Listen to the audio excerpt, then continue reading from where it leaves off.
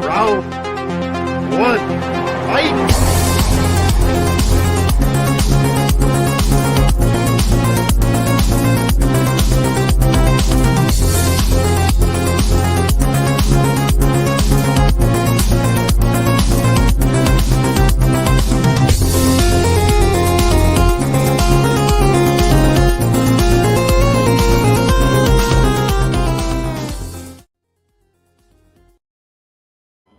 Hey guys, welcome to another episode of Tournament Fights. This is episode number 85, and this is the start of our Best of 2018 Ladder Series Part 1, and I'll explain what that means.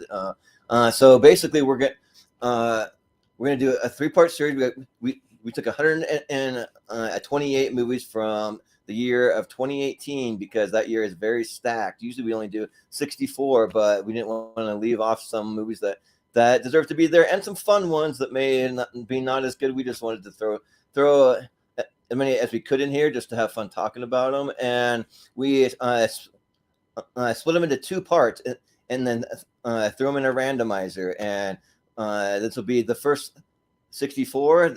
We'll have the second 64 tomorrow, and a championship half bracket on Wednesday. And the Sweet 16 from Part 1 and Part 2 will be making it into the a championship. That's what the championship will be comprised of. And basically, what a ladder series means is that we're just doing something kind of fun to see how far these movies can climb up, or in this case, down the ladder.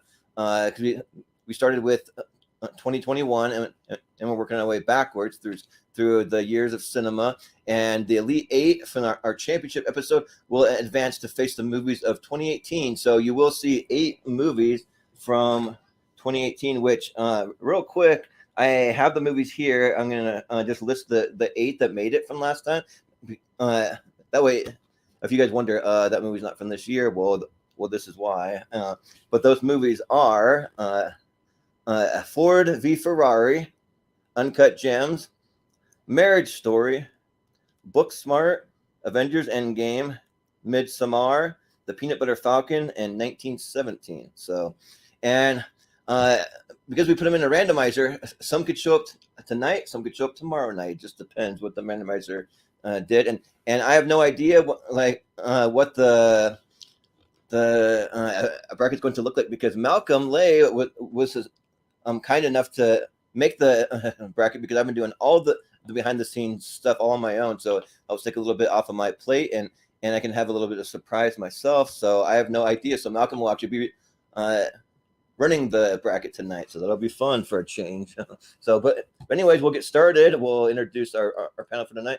And speaking of Maelcolm, I will go ahead and introduce him first. We have Maelcolm Lay. How's it going? I'm doing good. Like, initially, this was going to be the first one after your holiday, and it's been made that long ago. I've forgotten where things landed. So yeah, we had to kind of switch some episodes around due to scheduling issues and that type of thing, because we always try to accommodate our guests on the show. So yeah, we're very flexible. So, but we also have joining us Mr. Aaron Connole. How's it going?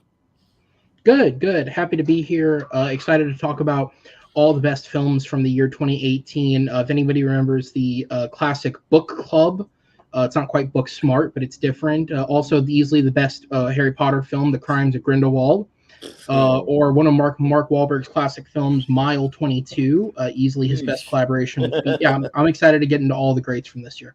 Oh, yeah, all the greats, yep. And apparently 8 films from 2019, so. Yeah, right, yeah. And then we also have, joining us, the Powder Keg, Paul Preston. How's it going? Hey, I went out as the Paul Preston, THE. Oh, that's right. Yeah, I think it was my last bit before the Schmodown ended. But now, now I'm just Paul Preston. Yeah. By the way, am I wrong? You guys see this Jordan dude every day. I'm here a couple times a year. But Jordan, you look like a man. I think when I came on this show a couple of years, you just looked like a little kid running a show. Now you look like a man. That's just something I noticed. Well, am I right, Maelcolm? Come on, you see this guy more than I do. Yeah. Sorry, Maelcolm's on his phone or something. We'll just leave him alone. I've been trying, yeah. And also now I have to carry the charm and charisma of my co-host Austin, which he will be here a little later, but I'll try my best here. So you're just gonna scream at us? Okay. Yeah, he usually carries that, but he does do a lot of that because he'll fight hard for the ones he likes and the ones he dislikes. That is for sure. Yeah, but we also have joining us last, but certainly not least, Richie Goodacare. How's it going? Can you hear us, Richie? What's up, man?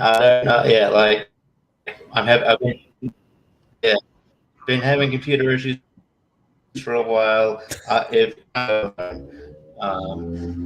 yeah, no, doing all right. Oh god, I'm guessing by that laugh, I'm frozen.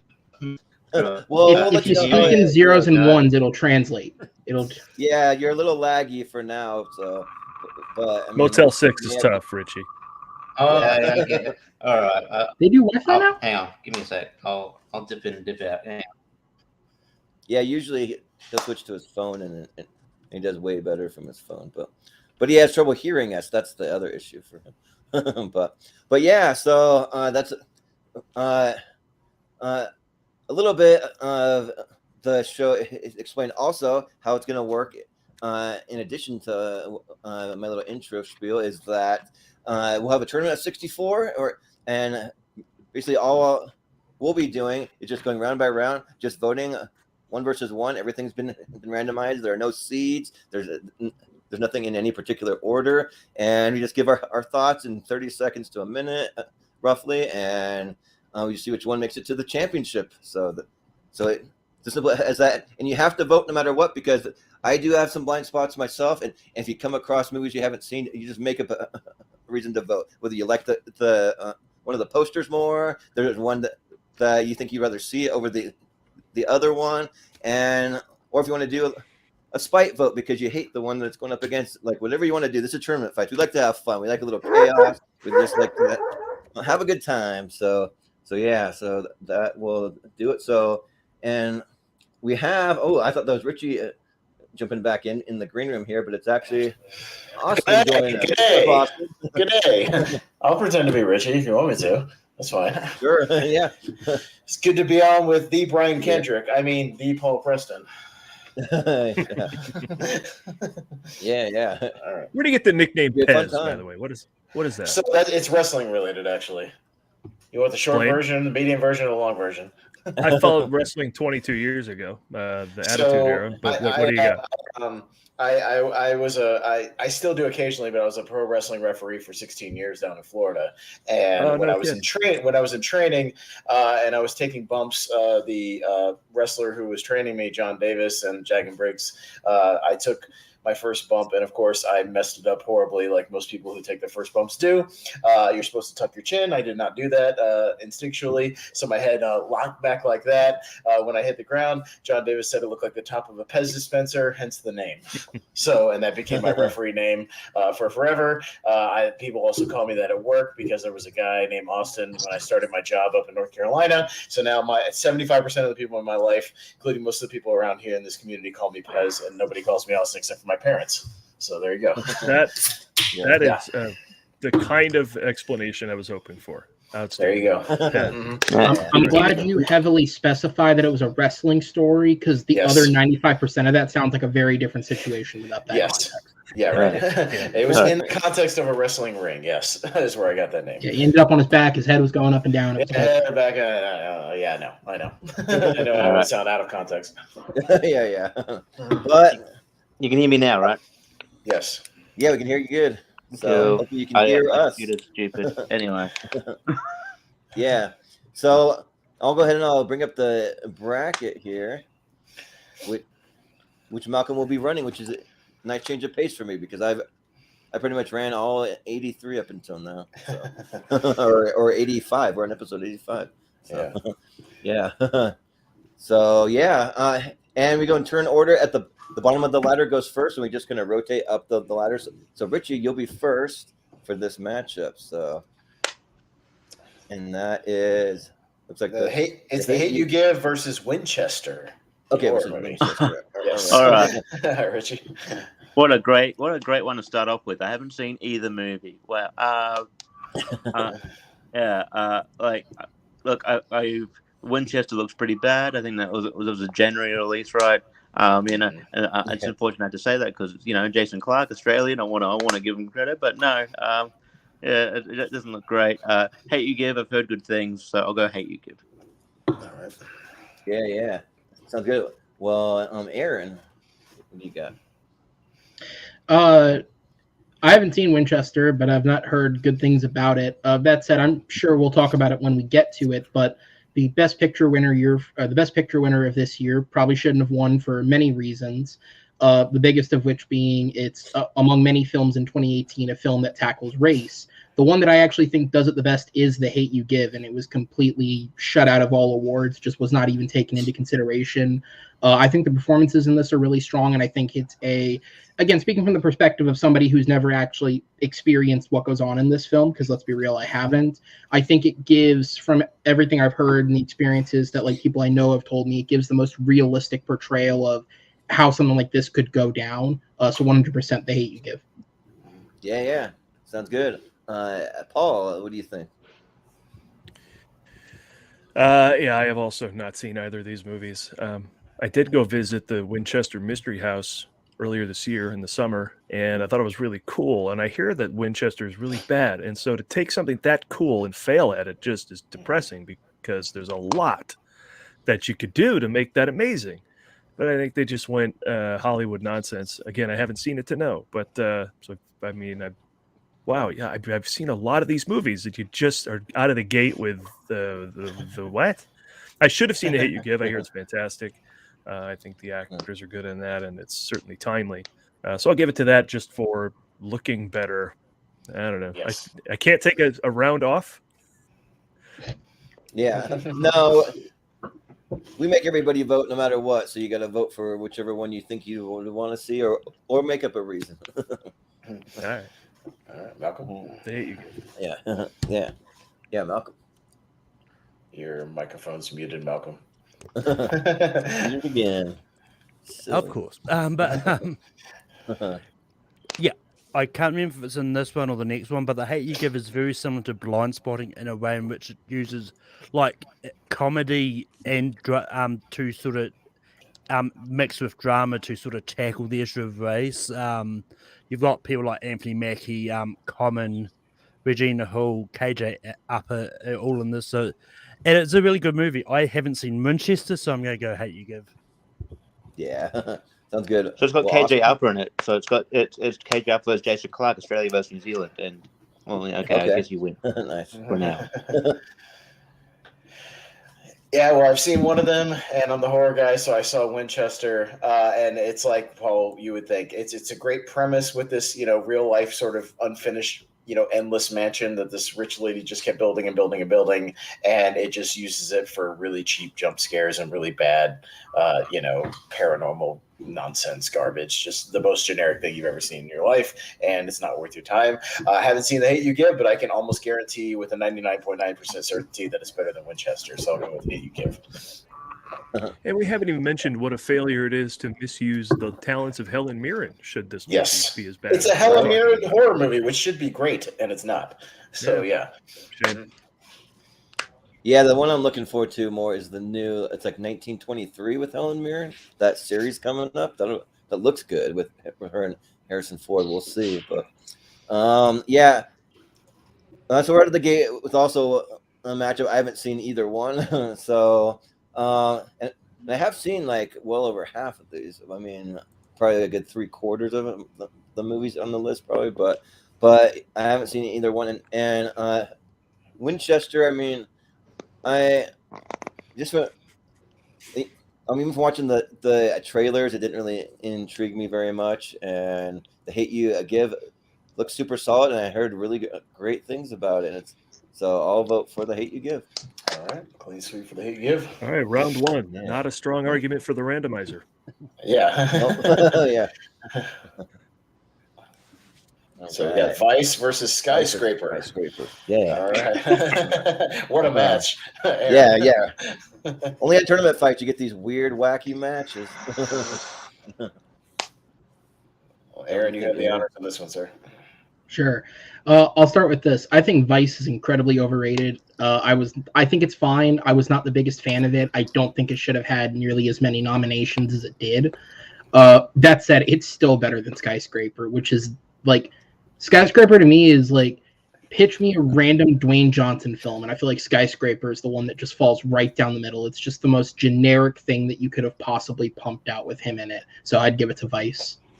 Yeah. Well, Paul, what do you think?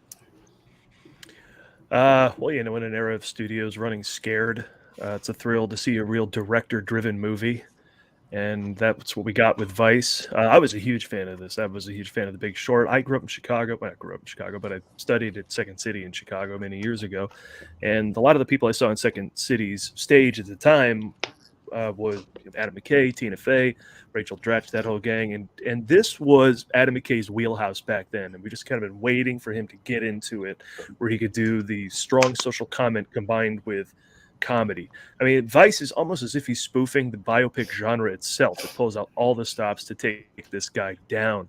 And then, of course, he oddly gives Cheney the last word, laying out exactly why he's the way it is for the betterment of America. And then turns around and calls himself out for being liberal claptrap. So it covers all the bases with just everything but the kitchen sink sort of massive film. And, get pissed at it if you want, but I think it's a masterpiece. The Rock has shown much promise in the wrestling ring when he could grab a mic and electrify the millions and millions of people in the arena and watching at home. But man, they just have such hard time finding him a movie project that's really worth his talent. Skyscraper is not one of them. So Vice, a hard yes on Vice for me. Yeah. Maelcolm? Yeah, I mean, I don't know if it's because I'm not American, so it's the politics was sort of lost on me, but I just really wasn't a fan of Vice. Like, I thought the acting was good in it, but most of everything else I just wasn't a fan. I actually had a lot of fun with Skyscraper. To me, it was really enjoyable. I got to see it for free, which probably heightened my enjoyment a little bit as well. But yeah, so I'm actually going Skyscraper on this. Yeah, sure. Austin.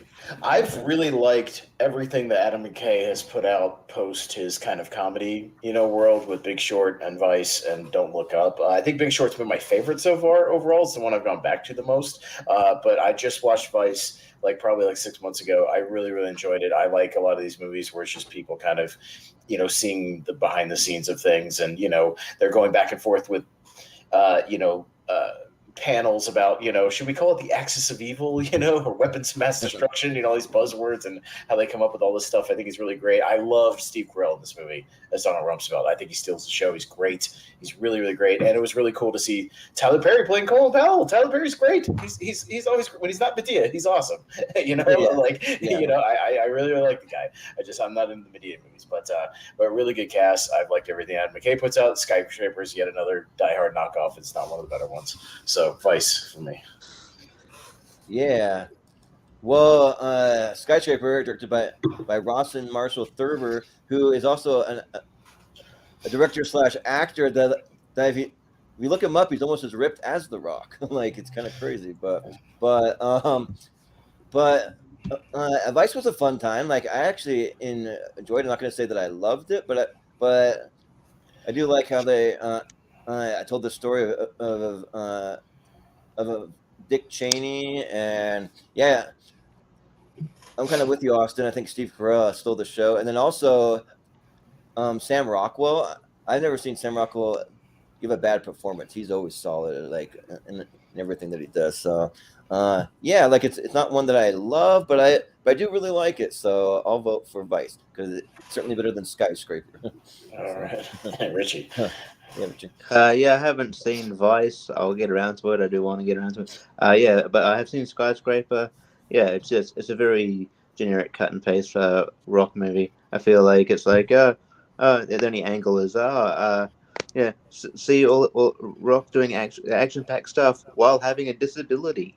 This is literally the only difference. I just feel like it's a very generic, kind of thrown out there rock movie. It's like, oh, you'll watch it. It's got Dwayne Johnson in it. There's not much to Skyscraper, and I feel like Vice would be better, so I'd go Vice. All right, Vice will take Sounds it. good. Yep. All right, Vice it What's is. Dwayne Johnson's best movie? Rundown. Rundown. Probably Rundown. Yeah, it's pretty Rundown. good. Yeah. Well, and Rundown's it was pretty before he got like too big to move around. He's like, he still kind of looks like, the Rock person, from like the yeah. Attitude Era. Yeah, and he's very charming in that movie, and like it's got a good like fun story. He's done other good stuff. I mean, his best acting. I mean, there was a movie called Snitch that was really good, and he was good in it. But I only saw it the once. I don't know. Like, I mean, sometimes when I think he's really good in Fast Five when he first shows up, and he injects a little life into that franchise. But then he became a caricature later. You know what I mean? And he just became The Rock. But I don't know. I could make an argument for The Rundown or Fast Five, probably, maybe. Yeah. Maybe. Yeah, that's probably where I'd go. anything Maybe better. Central Intelligence as well. Oh, he is good. Oh yeah. Yeah, he is. Yeah, that one's actually. Yeah, but Truth or Dare and Widows. yeah, God, my yeah. God. Nothing too strong. On 3, but- everybody. Yeah. Fucking Widows. Jesus Christ, Truth or Dare is Yeah. awful. But I'll talk about it Paul, when we get to it. I'll talk about it when we get you're to up it. first. What do you got? Ooh, Paul, me? you're up first. Yeah. Paul, you're up first, yeah. Widows. I yield. Yeah. I mean, It's all honestly, you I've seen one of these movies so far. The randomizer is killing me. So Oh, Yeah. Widows tomorrow night I'll have looks it like a on. respectable film. Truth or Dare looks like a dopey horror flick. So Widows. It is. Yeah, it is. Malcolm. I haven't seen Widows, but I have seen Truth or Dare. Just like Skyscraper, I had a lot of fun. I enjoyed it. Look, you're going to find out I tend to gravitate a lot to some bad movies. Truth or Dare is actually one of them. But I do think Smile is better than Truth or Dare, but I will go Truth or Dare on this. Oh yeah. Sounds good. Austin. Well, like the first matchup, I've seen the horror movie, and I haven't seen the movie that's probably decidedly better. I just haven't gotten around to it. Truth or Dare, I sort of enjoyed it in that Wish Upon kind of way from a few years earlier than this, where it's a really dumb, dopey premise. It's kind of silly and stupid if you could just turn your brain off and watch it for a really dumb horror movie. But I think if we're talking about the actual best movies, I'm pretty certain that Widows, directed by Steve McQueen, who directed 12 Years a Slave, probably a decisively better movie, much like The Hate You Give. So I'll give it to Widows. Yeah. Yeah. Well, yeah. I'm kind of with you, Paul, with the randomizer, because I have seen Truth or Dare, but I have not seen Widow, so I haven't seen too many yet. But and Truth or Dare sucks. It's not good. Yeah, it's just a bad. Just I don't know, like what they were thinking. I don't know, but Widows looks good. I mean, yeah, like I would see it just based on the cast alone. I mean, I'm looking at Viola Davis, Michelle Rodriguez, Liam Neeson for a little bit at the beginning, Daniel Kaluuya. So, yeah, I mean, I'll vote for Widows. So. Well, and Richie, Truth or Dare, directed by esteemed director Jeff Wadlow, who we've talked about many times, director of Cry Wolf, Kick-Ass 2, Fantasy Island, which is another terrible movie. Just a decidedly pretty bad director overall. Well, yeah. I was going to say that the fact that Truth or Dare isn't Lucy Hale's worst horror movie says something. Yeah. Yeah, because she's also in Fantasy Island, which is one of the. Isn't she in Wish Upon? Isn't she of, also in Wish Upon? I think she might be. I'm not sure. Yeah. But yeah, like I don't know, man. Yeah, that movie's really bad. That movie's so bad. But yeah, Truth or Dare is not much better. It's not much better. This movie sucks. But Widows is actually underrated. I think it's really quite a good film. It's just far superior film than Truth or Dare. So I'll go Widows by Country Mile here. I got to dip out for a bit just to trivia thing, but I'll come back. Okay. Sure. Yeah. We appreciate it. See you. And I was getting Lucy Hale confused with Joey King, but it's kind of easy to do. They look very similar. They're both their agents aren't great. Let's be real. Yeah. Yeah. So Richie was a pinch hitter tonight, so he had a couple of things he was going to be in, and that we were going to have Chance Ellison. He'll be doing this for our championship match on Wednesday, so I'm looking forward to that. But Aaron, may I recommend Madonna's Truth or Dare from 1991. That's a time capsule of a movie. If you want to see a phone-free concert experience where everyone who bought a ticket is actually focused on the artist, it's pretty impressive. So yeah, So for time capsule purposes, enjoy it. She's kind of annoying, yes, but it's quite a thing to dig up out of the ground and see how life was in 1991. Yeah, right. But what do you think, Aaron? Paul can keep talking. I mean, obviously, I'm gonna go with Widows because, like, come on here. But here's a fun story. If anybody wants to know how to avoid a bad horror film, I worked in a movie theater when this came out, and we realized because the marketing, like when they marketed it and they put it on the title, its actual official title is Blumhouse's Truth or Dare. And we realized that the reason they did that is because when you put it up on the movie marquee, it's too many letters, so it just shows up as Blumhouse. And so people who were getting tickets to the movie were just saying, "Oh, the new Blumhouse movie." And since then, most of their like horrifically bad films, Fantasy Island being one of them, have been titled Blumhouse's insert title of movie. So they can hide the fact that it's a really shitty movie if you look it up online and try and trick people to walk into it. It's the same thing as if anyone remembers Birds of Prey retitled their movie to Harley Quinn Birds of Prey so that Harley Quinn would show up on the marquee because people wouldn't know what Birds of Prey is. It's just, dude, they're trying to trick people to buy the tickets to the movie. Yeah, but who walks up to the box office and buys a ticket at the box office anymore? Yeah. I mean, that was 4 years ago, though, so, it's still even then. Yeah. True, but I feel like I haven't done that in like 10 years, but I don't know. Maybe it's just me. I did work in a tourist area, so that may have been part of it as well. Gotcha. All right. We'll be Widows, so yes. See what we got next. Oh, We Shall Not Grow Old. Oh yeah. The Den of Thieves. Den of Thieves. All right. Yeah. Okay. Sounds good. Maelcolm, yeah. That was. You'd think the New Zealander had seen the movie that's directed by Peter Jackson. I actually haven't seen either of these movies. It's just one of those ones like I honestly never got around to. They should now go old when they're in theaters and just haven't sort of got around to actually tracking it down and watching it. But obviously, I'm going they should not grow old because Peter Jackson. Sure. Sounds good. Austin? Yeah, I saw both of these in the theaters. I saw Den of Thieves. I like Gerard Butler. I'll kind of watch almost anything he does, good or bad. The movie's kind of okay. It's mediocre, but everybody in the movie's kind of a scumbag. It's hard to root for anybody. I will say the sound design was pretty good. I really liked a lot of the shootouts. But We Should Not Grow Old I saw with my dad. We really enjoyed it. And I'm glad that World War I is kind of not to say it's like making a comeback, but like it's getting a little more of a spotlight. It's kind of the forgotten one. Everybody talks about World War II. That's the one that at least gets the movies made about it.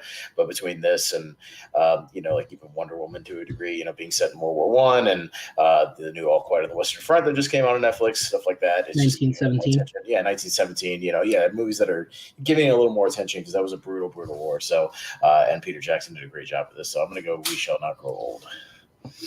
Yeah, and I think I will also go with We Shall Not Grow Old because so far I haven't seen a matchup yet where I've seen both the movies. I haven't seen Den of Thieves yet, but I heard good things though. So I definitely do want to check it out when I have some time. But I did see We Shall Not Grow Old. Like I was pretty interested in this, just seeing all this black and white footage just kind of brought to life and it's given some color and some more movement a little bit, but and Peter Jackson. I mean, it's hard to go wrong with Peter Jackson. So yeah, and usually the documentary gets played in theaters. I'll usually check it out if I can because they don't get played in theaters all that often. So I'll vote They Shall Not Grow Old. All right, Aaron. Well, They Shall Not Grow Old's already won, so I would also have voted for that. Den of Thieves, if anyone hasn't seen it, it's just kind of a lesser version of Heat from the 90s. It's the exact same concept, and it's not as good, but it's all right. Yeah, it's okay. Paul?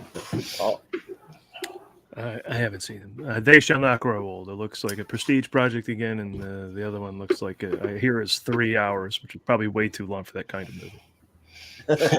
Oh yeah, it is like damn near 3 hours, isn't it? Yeah, looking at it up. Oh my god, it was 2 hours. Yeah, I forgot about that. But oh my god, yeah, that's way too long for that kind of movie. He can get away with it because it's a big ensemble, kind of almost epic. But yeah, no, not that movie. You're telling me 50 Cent and Pablo Schreiber are not on the level of Val Kilmer and Not quite. yeah. Robert De Niro and Al Pacino. Yeah. Not quite. Also, the fact They Should Not Grow Old is not nominated for Best Documentary at the Oscars is It's really weird. Yeah, That's very weird. strange. All Welcome right, to Marwin. Marwin and the Girl Girl in in the Spider's Web. Okay. Oh, the Girl in the Spider. Okay, cool. Yeah, I'm up first. Awesome. Yeah, I only saw the first one of the the girl with the dragon tattoo. I didn't see this follow up. I saw the Swedish follow up in that whole trilogy. I'm tempted to vote for it just because Welcome to Marwin was okay. I feel like Robert Zemeckis just hasn't really put out anything super great in a long time, or at least anything that's really popped and stuck with me. Yeah, I guess I'll say Marwin just because I've seen it. That's all. I had no other reason. Yeah. I don't have a whole lot of other reason. I'm not over enthusiastic about either one. Yeah. I was another matchup where I haven't seen either one, which is just sad because I have seen a lot of these movies. It's just they're all ending up here, the ones I haven't seen, just by the randomizer. So, and when I saw the trailers for Welcome to Marwin, I was like, oh, that looks like it could be kind of fun. But then I saw the reviews. I heard a lot of word of mouth, and I'm just kind of like, maybe I'll not rush out to see it. Maybe someday. But and Girl in the Spider's Web looks good because I love the girl with the dragon tattoo. So if it's anything in that vein, then I figured that I'll probably like it. So that one just seems more interesting to me, like way more interesting actually. So I'll go with the Girl in the Spider's Web. All right, Aaron. Yeah. I will say this: Welcome to Marwin was a very polarizing film on every level. I mean, I saw it with a group of 3 other people, and each of us had a different opinion on it leaving it. I wasn't a huge fan of it. I don't think Zemeckis has made a truly great film in 10 years at this point. Flight was probably the last one he made that's really, really good. This movie is not very good in my opinion. I think it's a continuation with the doll setup of his obsession of doing things with mocap and CGI, and I just don't think it's getting any better than it was back in the early 2000s. And I also think for a movie that's essentially about an LGBTQ hate crime, it really avoids talking about that. Like, it kind of finds every way to talk about its subject without actually addressing the reason that he was beaten up in real life anyways. So for that, I'm going to go with Girl with the Spider's Web because I didn't see it, but I heard it was at least inoffensive. Okay. Yeah, sure. Well, Paul, what do you think? I haven't seen these. I don't know. Girl with a Spider's Web. Okay. Sure, yeah. Yeah, fair enough. Fair enough, Maelcolm. Have you seen them? Either one? I've seen Welcome to Marwin. I've heard Claire Foy is great in The Girl with the Spider's Web. I just haven't seen it. But I didn't hate Welcome to Marwin. It's still not really high on my list, but I still think there's a lot that they could have been done to improve it. But I'm going to go Girl with the Spider's Web. Okay. All right. Let's move on. I didn't know Fede Alvarez directed that. I had no clue. Well, shout out to Adam Witt in the chat. He said, these are movies? Yeah, they are. They are movies. Maybe all the ones we've seen are either on the other side of this one or in the other thing tomorrow night, I guess. Yeah, right. I think that is the first. The first Purge. The first Purge. Yeah. First and Purge. Mamma Mia, here we go again. Oh my god. Right. Ooh. Amazing. All right. That's me first? Yeah. Well, I was almost tempted to try to watch the first Purge to prep for this, but I was like, I'm not that interested. So, so I watched something else instead, which I'll talk about when we get there. And I'm not a big fan of the Mamma Mia movies either. Like, I just don't really care. I'm not a big musical guy either. And I mean, I don't mind the music of ABBA though. I mean, they all listen to just their music, but at the same time, like I do like a couple of the Purge movies, especially the second one. The second one's actually really good, and the other ones are okay. But so yeah, I'll vote for the first Purge. Why not?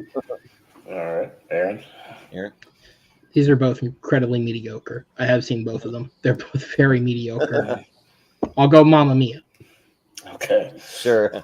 Paul, would you care to pass again? Yeah. Hey, I've seen one of these, so Mamma Mia, here we go again. All right. Sounds good. Maelcolm?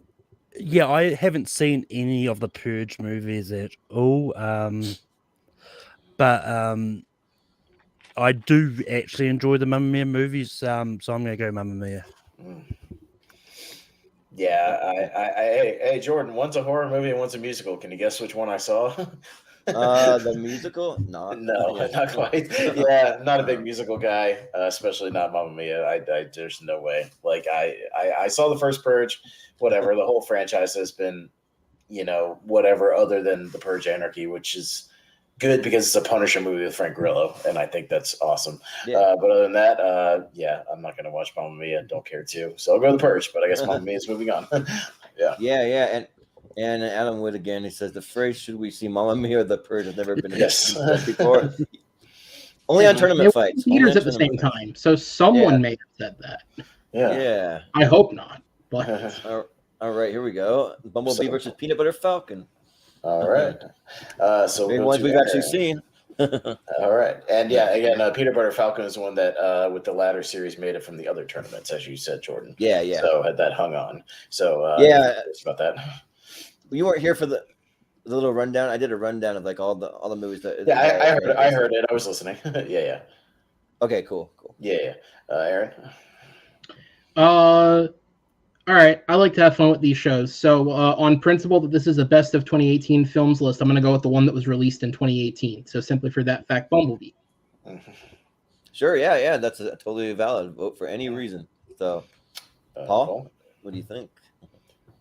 Is that right? Did Peanut Butter Falcon not come out in this year?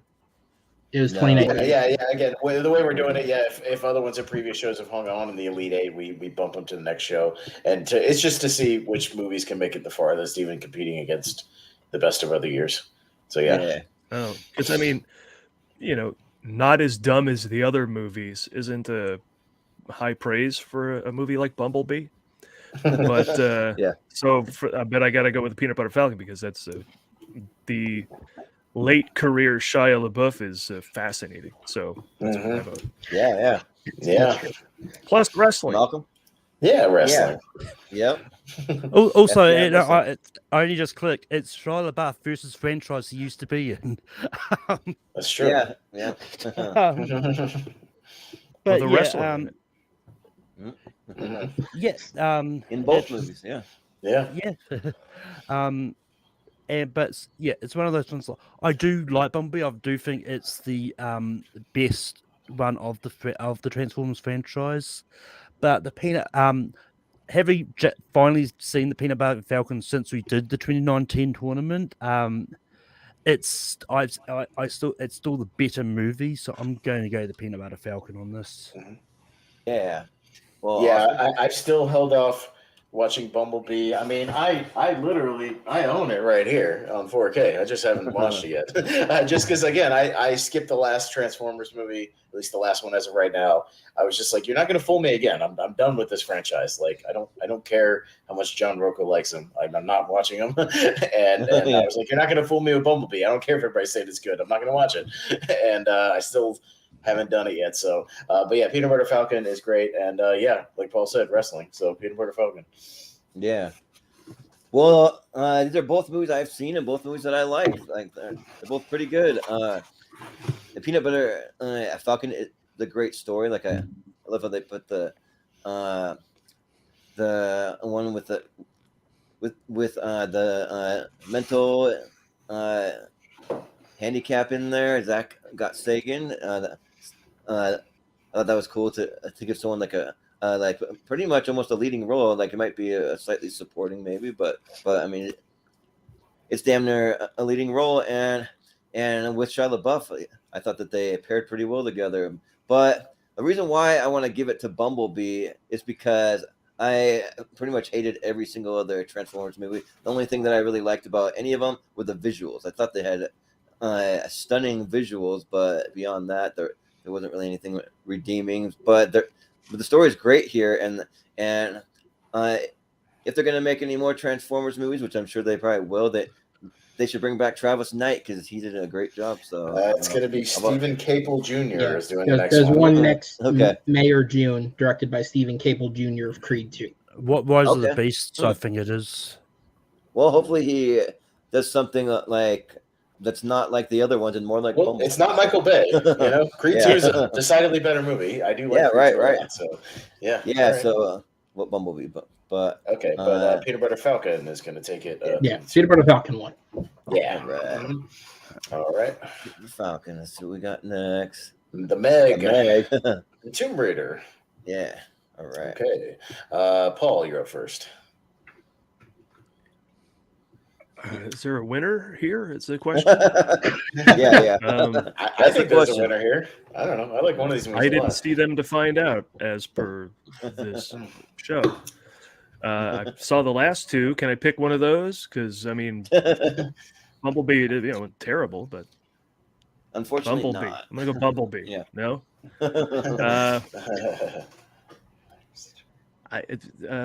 Tomb Raider.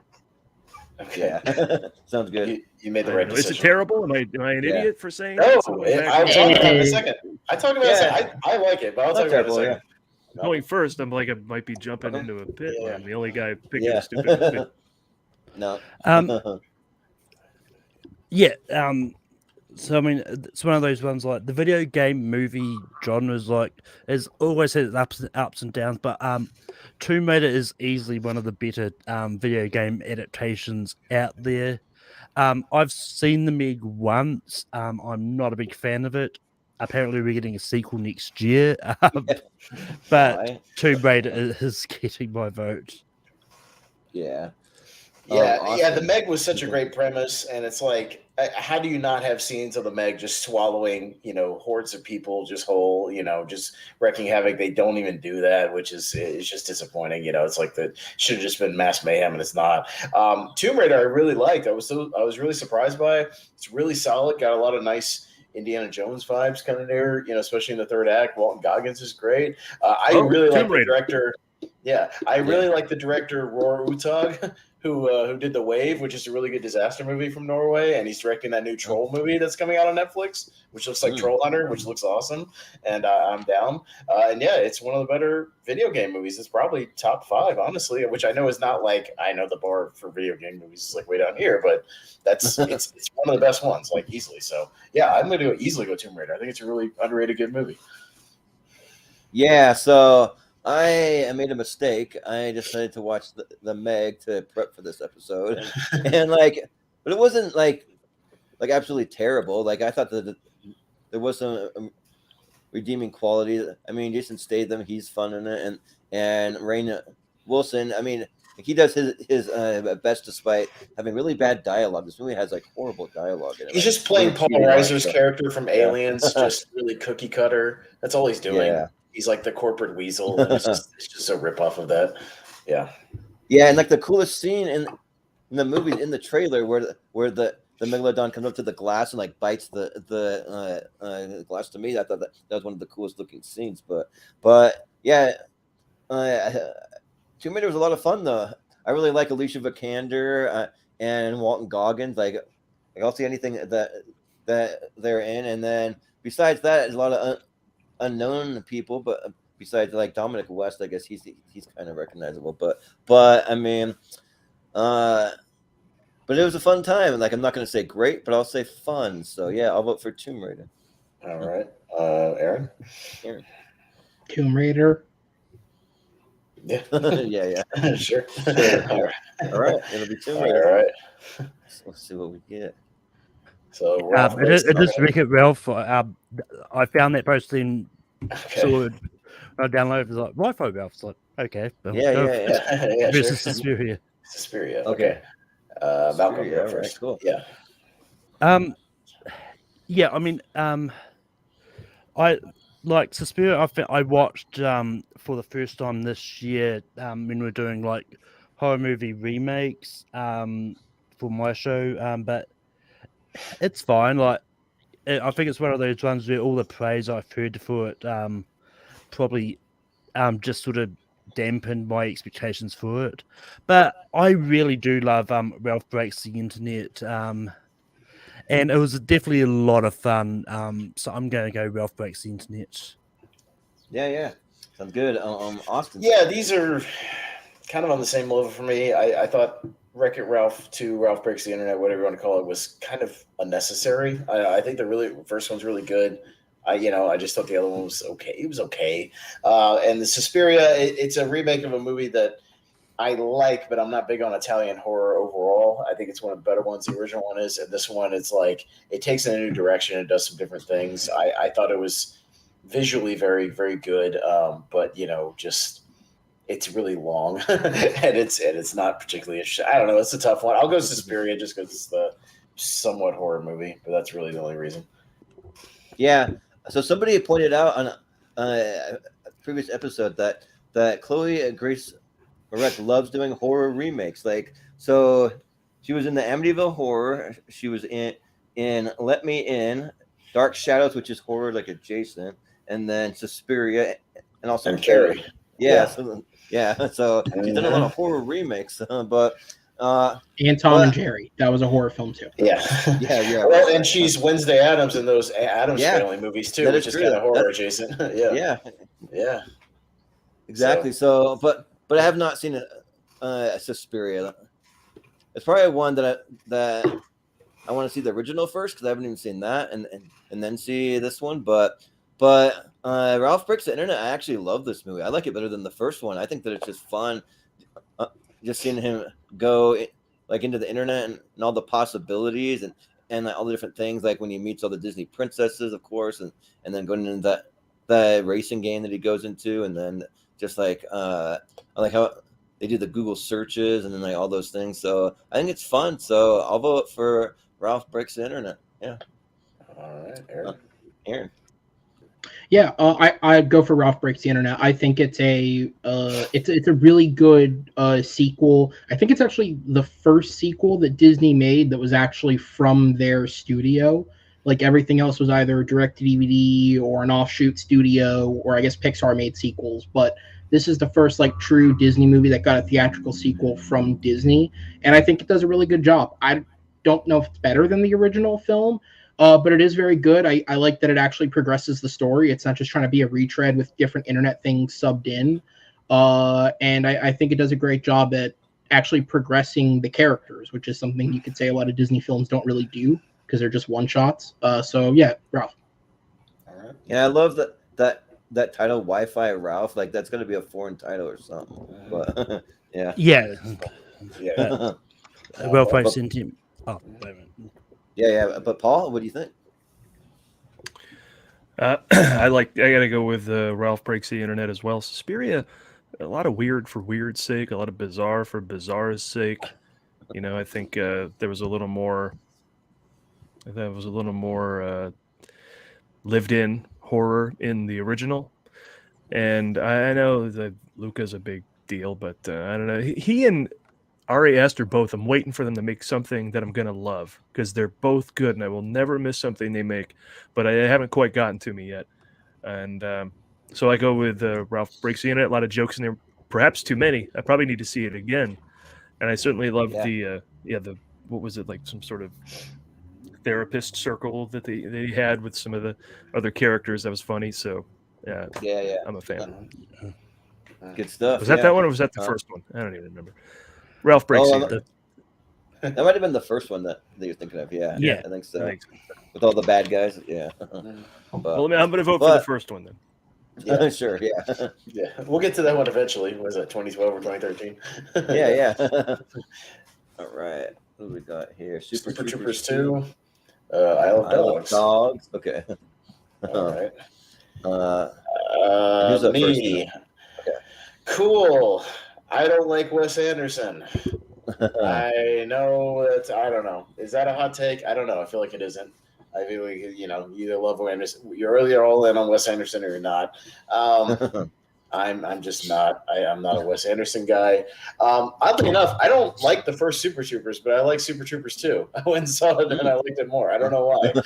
I thought it was a fun time and had enjoyed myself. So I got to go with the one I enjoyed. And yeah. Sorry, Wes Anderson. I don't really know films. Yeah. It's just me, but we'll see what happens. No, it's not just you, because I do not like Wes Anderson either. I think he's very pretentious and like very artsy and very. They're for certain people for sure, but people who are kind of more into that style. I guess me and Austin were not, but yeah. So I just never even saw Isle of Dogs. I mean, the Fantastic Mr. Fox wasn't bad though. So I mean, if it's kind of like more akin to that, maybe, but Super Troopers 2, I've seen half of it. I watched the first half, and then I had something come up, and for whatever reason I couldn't finish it, and I never gone back to finish it. But I really want to, because I actually really love the first Super Troopers. I think that's really funny. It's a great cast from those Broken Lizard guys, and the TV show that they have at Tacoma FD. It's set just about 5 minutes away from where I used to live in Washington, just outside of Tacoma. I don't know if it doesn't look like it's filmed there, but it's set there in the show. So, but yeah, I'll vote for Super Troopers 2. Yeah. All right, Aaron. I'm Aaron. See, I wouldn't go so far as to say I love Wes Anderson completely. I think he's a little hit or miss. Isle of Dogs is in my top 10 of that year. I actually love this movie, so Isle of Dogs easily. Okay. Yeah. Paul, what do you think? Yeah, I can guarantee you've never seen a movie like Isle of Dogs. Perhaps the originality of the story is eluding everyone, and the success that can come out of a motion picture when Wes Anderson's imagination is unbridled by the laws of reality. Not to mention a giant voice cast, which is just out of hand, with Bill Murray, Edward Norton, Bob Balaban, Jeff Goldblum, Bryan Cranston, and on and on and on. Yeah. I just thought it was fantastic. It had a lot of heart. It's got more adventure than Bumblebee, Isle of Dogs. Sure. That is true. Yeah.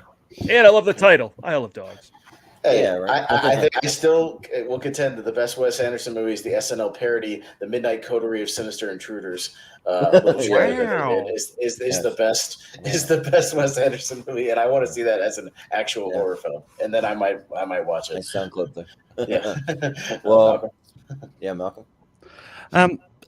So yeah, a fun behind the scenes thing. A few days ago, Jordan messaged me going, "Are you sure it's because at the time I didn't realise when I sent the list to Jordan, I was typing it really fast and putting Starship Troopers 2 there. So I was had this random conversation. It came out in 2018. It's like, I looked it up. It's like, oh, I see what you did. You put Starship instead of Super Troopers. Starship Troopers 2 actually came out in 2004, so that probably be on that one. But that being said, I do enjoy Wes Anderson. Like, for me, Isle of Dogs is not one of my favorite ones of his, but then again, I like it more than Super Troopers 2. I actually just finished watching it just before the stream. I really didn't find it funny. The funniest bit I found was near the end where Fred Savage was saving the cat from the tree and gets hit by a bus or a truck or something like that. So I'm going to go Isle of Dogs. All right. Yeah, and shout out to Adam in the comments who's going to war for it. Genuinely, I would agree with him. It's really not like a Wes Anderson film in that sense. Whereas French Dispatch, I feel like is the most Wes Anderson-y film that you could possibly see. This one really doesn't fit that mold. It is different. It's not quite Fantastic Mr. Fox, but it's not what you'd expect either. Yeah, For me, it's like Transformers. You fool me once, shame on me. Fool me 7 times. Sorry, I'm not going down that road. Well, it just is what it is with Wes. Well, if you take his name off, though, I would say that I'm a little more interested to go see it. But with Wes Anderson's name attached, I'm not seeing it. So that's just me. All right. But up next, we have Mission Impossible Fallout versus A Star Is Born. Jordan. Well, this one's pretty easy because I don't care for A Star Is Born. I have seen both of these. It's just, I don't know. Like, I just want to get another look at you. And it's just like I don't know. It's just not for me. And I don't know how many times this movie's been remade. Did we need another remake? No, but I mean, a lot of people do. I really like A Star Is Born. I mean, it was nominated for an Oscar for a reason, but I'm just a massive Mission Impossible fan. Like I think the movies just keep getting better and better every time, or they're at least on par. They got really good and then stayed there, So yeah, and the next mission in possible coming out in 2023 might be my most anticipated movie of the year. I haven't decided yet, but it's up there. So yeah, I'll vote Mission Impossible Fallout is solid. So all right, Aaron. Just because there's a good chance it'll probably lose, I'm going to give my vote to A Star Is Born. This is, I guess, a little more on the personal side, but I have an uncle who suffered with his own issues with alcohol, and I went back to visit Ireland at the tail end of him kind of coming to the other side of that and starting to put his life together. But I saw him at his lowest, and Bradley Cooper's portrayal of what this character is going through in this film hit me in a way that not a lot of films have, because it to me, at least from what I experienced with somebody going through that, it felt so realistic. Not many movies make me feel emotional to the point where I'm about to start crying. This one genuinely affected me. I haven't seen it since because of that, but I do think it's genuinely incredible. And for a debut actress, Lady Gaga, I guess she wasn't technically a debuting actress, but for her film debut, Lady Gaga is also incredible in this film. So I'd give it to A Star Is Born. Yeah. Well, Paul, what do you think? Yeah, I think a lot of Fallout is overwritten. There's long scenes where Henry Cavill and Angela Bassett talk about things we already know, which is interesting because it kind of just slows things down from the fantastic action set pieces that are just awesome. I didn't like Fallout as much as Rogue Nation or Ghost Protocol, which is probably still my favorite. But it's a strong entry into the franchise. Star Is Born, I didn't really get into it like I hoped I would. All Bradley Cooper does when he shoots for a prestige project is get Oscar nominations, so he's going to win one of these days. And that film looks great. His performance is excellent. I didn't care for the ending. By the time it ended, I went, well, that was it. I wish I had more of an emotional reaction like Aaron, but I didn't, so I go with Fallout. And Adam in the series says, and you're a winner. Mission Impossible Fallout. Take the night off. Yeah. Yeah. But if you say so. Maelcolm, what do you think?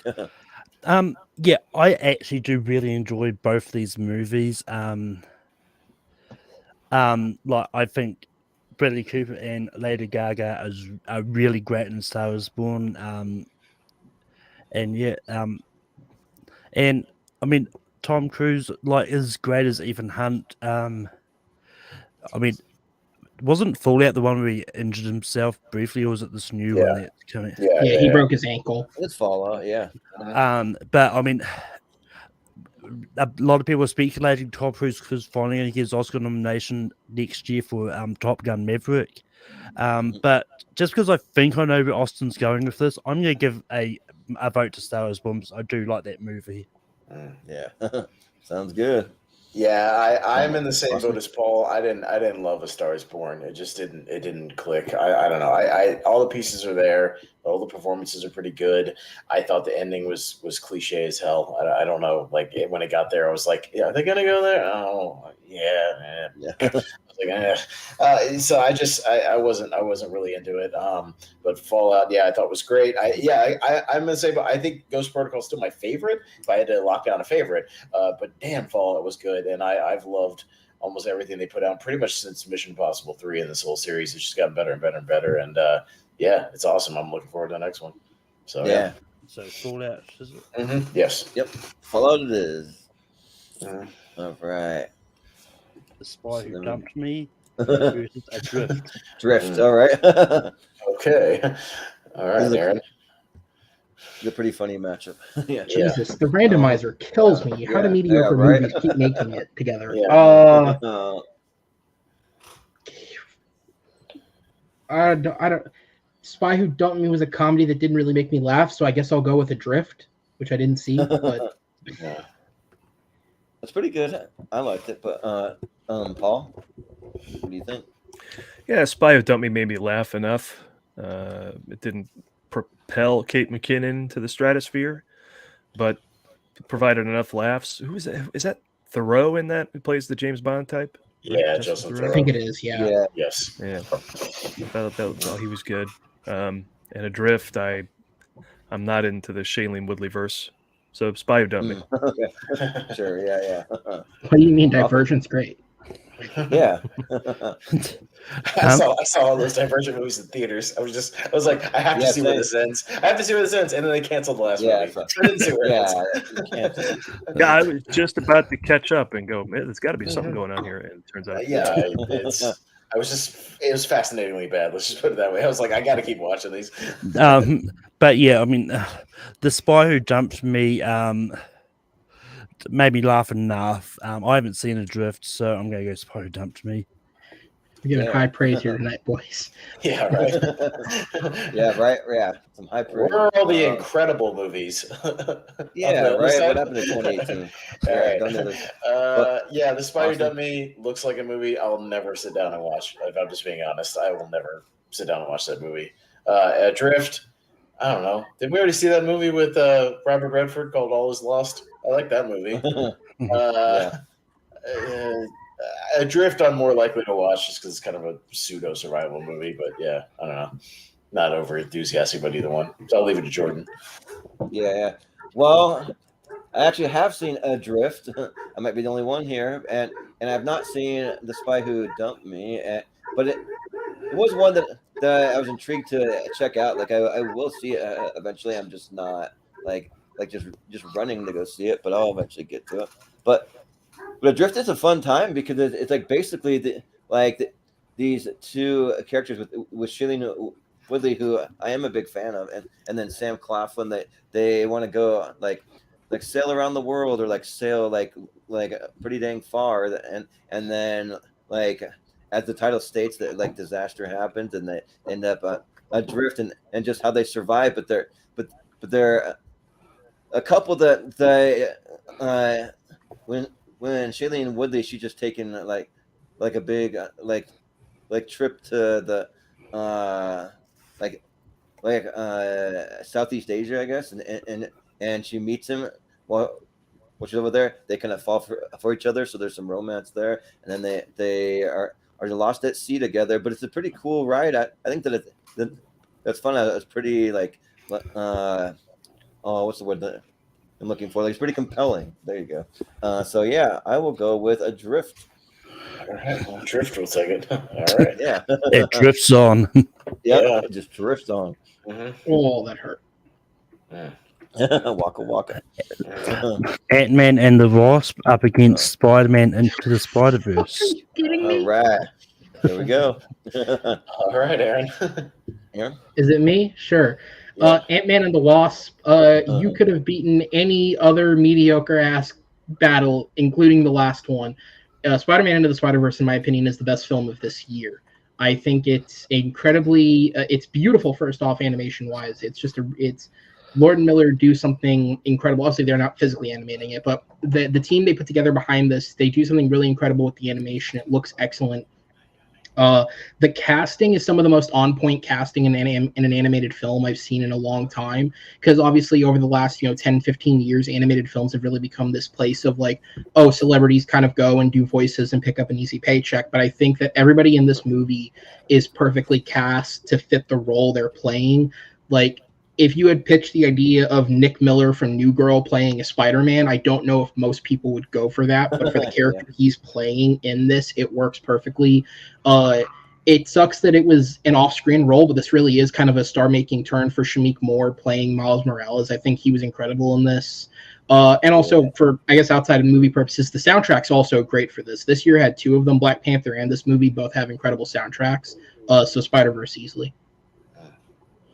Yeah, shout out to the movie Dope for Shameik Moore. Like, he's great, yeah. But Paul. Paul. Yeah, Dope is a great movie. Yeah. This isn't from this year, right? This is another one of those sneaking in from another year. Yeah, I No, believe these are both so. 2018. Are they? Yeah. They're both 2018. They're both 2018. Actually. I'll look at the list. Yep, Oh, yep. okay. Both 2018. Oh, okay, because I don't know that it was on the list. I love Lord Miller. I think Christopher Miller and Phil Lord are fantastic. They finally got an Oscar because they should have got one for the Lego movie. But they do what they do best, which is an absolutely dense film. And, you know, when they do it with live action, it's one thing. But with animation, they're just set free. You know, it's dense storyline, rich characters, high stakes, sequences jammed with references and bits, jokes, action. It's just all piled in there, and somehow they manage it all as your directors. Yeah, there's just a lot to see. The visuals are just nuts in this movie, and then, you know, it's a tough year when this. I guess this did come out with. It wasn't on the list though. This did come out with Isle of Dogs, which I was going to say is the best animated film of the year, but this is probably better than that. And release the Lord Miller cut. Solo. Yeah. But, Sounds good. Maelcolm, what do you think? Yeah, I mean, look, when it comes to MCU, like I actually do enjoy Ant-Man and the Wasp. So I think it was a fun movie. I mean, maybe not Walton Goggins' better movie of this year. I think we've already talked about that one, but Walton Goggins was a great like villain in this. Like, Ghost was one of those ones that I can't wait to see more of in the Thunderbolts movie. But I really love Spider-Verse. I think it's really good. Just seeing all the references to and Easter eggs and that, and I think that was this one. It was the last time we heard Stan Lee's cameo. I can't remember if we had something else after this. Not sure, but Captain Marvel and Endgame both came out after this, but this would have been the last one that he was alive right up until before it released. Yeah. But so I'm gonna go Spider-Verse. Yeah, and the same composer from Uncle, so yeah. Really that's a 5-pointer right there for the Schmodown. Daniel Pendleton. Yeah, right. But Austin. So I've said this before. It's not a fault of like the content of the film. It's literally just the animation. But the animation in Spider-Man into the Spider-Verse, both times the time I saw it in the theater and the time I tried to rewatch it at home gives me a migraine. I literally cannot. Like I can't take it. Like I got a headache in the theater. I walked out woozy, and I tried to rewatch it at home. Got like halfway through and got another migraine. Like it's not a fault of the content. It's literally just the animation. Like I can't watch it. I realize that it's good. I just like, oh my god, I can't watch the movie. It just makes me sick. It gives me motion sickness. So I'll still vote for it because Ant-Man and the Wasp was mediocre Marvel at best. So Spider-Man. I'll give it to Spider-Man. Yeah. So I'm a huge Spider-Man guy, and like even Spider-Man into the Spider-Verse, probably like my third favorite Spider-Man, but still great though. And yeah, I thought that the cast was like fits perfectly, like because like not only do you have Shameik Moore, but then Jake Johnson, he works great too, and then even like John Mulaney doing the Spider-Ham stuff, or like the Nick Cage is like the Spider-Man Noir. That was good stuff. So yeah, I'm really looking forward to the next one. So yeah, the animation was pretty different. It took me a little bit to get used to it, but I eventually did, and it was great. But what I will say about Ant-Man and the Wasp though was was that you saw Avengers Infinity War, which is like basically going to the funeral by the end of it, the way that you felt. And then they released the trailer for him, and then the walk after. It's like going to some fun party and you get you pumped up and stuff. So I like that they released it kind of like that to have like a kind of contrast there. But yeah, I think for the overall movie, it's got to be Spider-Verse. So it was a fun party until the post-credit scene, and yeah. Yeah. But Yeah. Spider-Verse moves on. Yeah, it'd be Spider-Verse. So we got Sicario, Day of the Soldado up against Aquaman. Aquaman. all right. So Paul, yeah.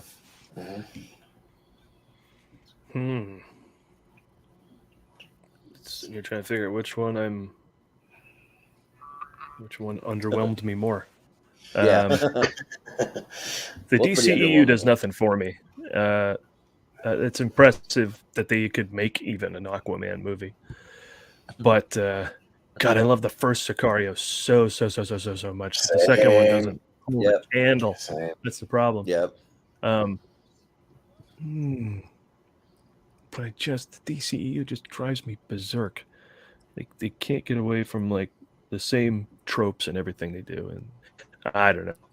I'll probably be a lone vote for Sicario, Day of the Soledad, but let me do that. Sure, yeah. Well, Malcolm, what do you think? Yeah, I haven't seen Sicario, Day of the Soldado, and one of these has someone which I just don't want to see move on. So Sicario, Day of the Soldado. Yeah. Soldado. makes What's sense. the one I said? Soledad? That's Yeah. Saturday. Soldado. But Austin. Yeah, it's What do you funny think? because I am a DCEU guy, but that's just because I'm a Snyder guy. So it is what it is. Yeah, Aquaman. I've seen it in theaters. I haven't watched it since then. It was all right. And yeah, I love the first Sicario. Like anybody knows me, it's my favorite Villeneuve movie. Like it's in one of my favorite movies of all time. I just dig it. And yeah, this one just has a lack of Emily Blunt problem. You don't have that character that you can that is looking at and all this going, this is fucked up, like this is wrong. And instead of this one, they take her out and you're just stuck with all the dirty, shady characters. And it's like, am I supposed to be rooting for anybody in this movie? Like everybody is kind of scummy. I mean, it's still a really, raw, decent movie, but I don't know. Like it's just, there's something off about it. And that's what's off about it. But even then, it's still all right. I've watched it a couple of times. So I'll go with Sicario, actually. Yeah, but I wish, man, if I could sub in the original one for this one, kick all these movies' asses. But yeah. Yeah, I think Paul had the right word. Like which one is the more underwhelming movie? Because they're both pretty underwhelming. Because what we got with the first Sicario was so good. I also love the first Sicario. It's really, really good, beautifully shot, beautifully acted, all of that stuff. And but yeah, this one's fine because you still have Josh Brolin and Benicio del Toro coming back. So it still is good. And for Aquaman, I would just say that I'm probably a bigger James Wan fan than most. I actually really like James Wan horror movies. He's one of my favorite horror directors, but this is not horror. And the only thing I really like is the world that he created, all the color schemes and some of the special effect that I thought looked pretty cool. Kind of when Aquaman and Amber Heard's character are going on an adventure, and it gave me some Indiana Jones vibes a little bit, but it's definitely not even close to indie. Just the vibes a little bit, but yeah, overall though, I was pretty underwhelmed by Aquaman, so I'll give it to Sicario, Day of the Soldado. Mm-hmm. So, yeah. Aquaman has bro-douche Aquaman, which has never really done it for me. I don't think Momoa is a bad actor. I just don't like the approach they took with this character. Aquaman has Amber Heard. Aquaman wastes Yahya Abdul-Mateen II, which, as we've seen in the years since, he's an incredible actor. It was kind of a weird thing to do looking back on it, to waste him and give the villain role over to Patrick Wilson of all people. Yeah. And this movie has Pitbull's cover of Africa by Toto, which is just a really weird decision. Why would you do that? Yeah. Sicario. Yeah, I Africa. never under thought the water. Sicario 2 would get a clean sweep in one of these brackets. Yeah, It's right. so underwhelming, but there you go. Yeah. Day of the Soldado is a fine movie. Its biggest issue truly is that it's a sequel to Sicario. Yeah. Oh, It's unnecessary. Yeah. man. Oh, good Christ. What the fuck? Can we pass this This is entire the most- bracket? My God. yeah, right. What is We happening? could pass this matchup and just move on the basis of sex if we want to. I don't know. I don't even know what On the Basis of Sex is. It's a Ruth Bader Ginsburg. It's her biopic. Yeah. Oh, Yeah, the biopic. Yeah. Oh, that happened. Yeah. All right. But- Yeah, is anybody here going to argue for Sherlock Gnomes? No, fuck off. No. No, you can just move it over. We do that sometimes to save time. Yeah, So we'll save some time. That's fine. Yeah. Sure. Mule. The mule Bad versus. Times at That the sounds Okay. like Royale. There we go. That could be a little better, maybe. But Malcolm. Malcolm. Yeah. I actually haven't seen The Mule. It's been on my watch list for a long time. But Bad Times at the Royale is a lot of fun. So I'm going to go Bad Times at the Royale. Yeah. Austin? I saw The Mule with my dad, and boy, were there a lot of other dads in the theater. Yeah. Grandpas in the theater. Boy, was this the dad movie of 2018. Yeah, because it's Clint Eastwood being old and making racist jokes, and and just puttering along. It's not the worst, but I think it's basically Gran Torino if the character from Gran Torino like drove with drugs in his back of his car. It's the same movie. It's whatever. I liked Bad Times. The El Royale had a fun time with it. Felt like kind of an anthology movie sort of thing, and I kind of dug it. So I'll go Bad Times. The El Royale, but my dad would certainly vote for The Mule. Yeah. Well, I've not seen Bad Times at the El Royale. Like it's one that I'm meaning to get to, but I haven't yet. But I have seen The Mule, and actually liked The Mule. I thought that it was good. Probably not great, but it was good. And I like Clint Eastwood's character from Gran Torino, and he basically is doing the same thing. So I thought that it was fun and it was interesting. So yeah, I'll vote for The Mule, mostly because I haven't seen El Royale. So, but Aaron.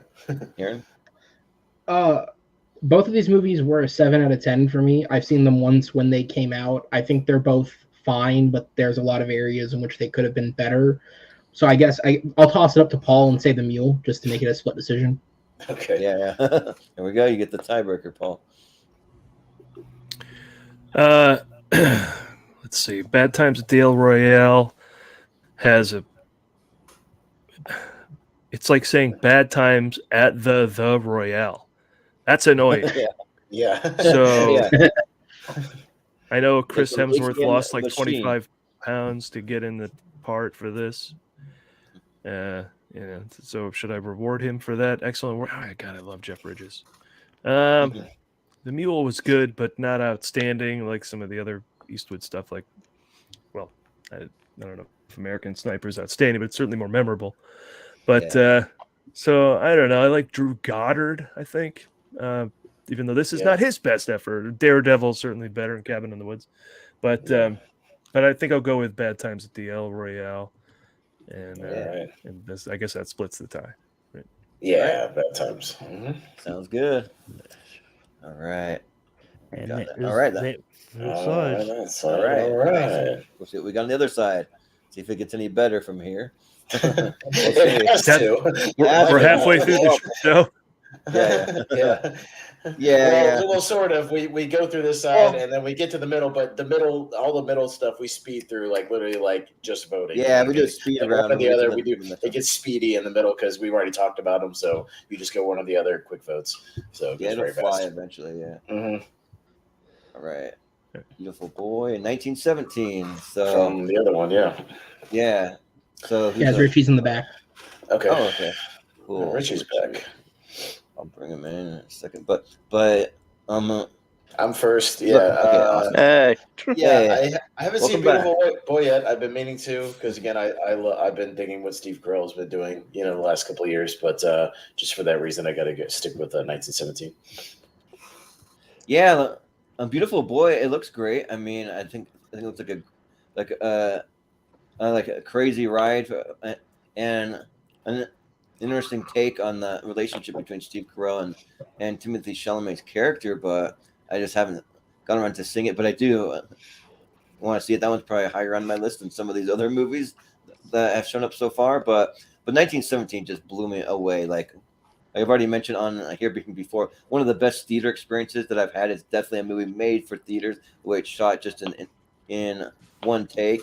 And Sam Mendes, he killed it, and just a great movie and a great score too. So yeah, I'll go 1917.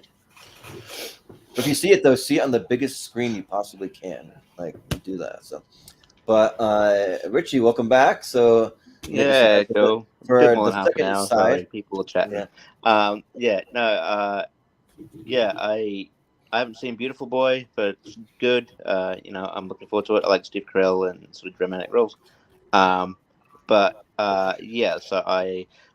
because of that, I will go 1917, which is great.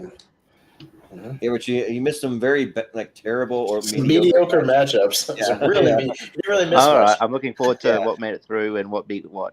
Yeah. You'll see. But Aaron, what do you think here?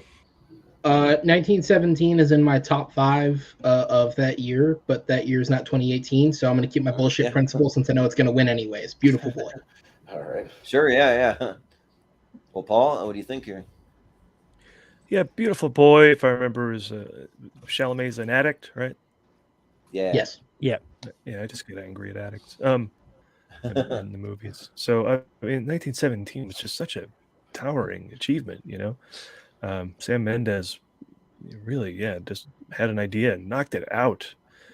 And so, I mean, from one scene to the next, the things they pull off in the oneers are just, mind blowing. It's like, wow, for any kind of small scene to open up on a huge scene like that, every time it happened, I was like, whoa. And yeah, I'm all for the cinema. The lockdown killed me, and this is a cinema experience. So 1917. Yeah. Malcolm, what do you think? Yeah, this is tough because both of these movies are 5-star movies for me. And one of these movies is a more rewatchable movie, but I'm going to go for what I think is the better movie and the more heart-wrenching story, and that's Beautiful Boy. I mean, look, Steve Carell has been killing it when it comes to dramatic roles, and he's just amazing in Beautiful Boy, so I'm going to go Beautiful Boy. Okay. Yeah. Well, Austin? No, I went first, and it's 1917. Yeah, you're first. Okay, so 1917. Cool. All right. Moving on down. Red Sparrow. Walkers. Sparrow versus Bruce. Yeah, right. Yeah, Sparrow. Red Sparrow, a movie that became talked about a lot just because of the movie pass thing, right? Yeah, right. when it was blocking out Red Sparrow, and you could only watch Death Wish. Anybody remember that? Apparently, Movie Pass is trying to make a comeback. I've gotten emails. Fuck off.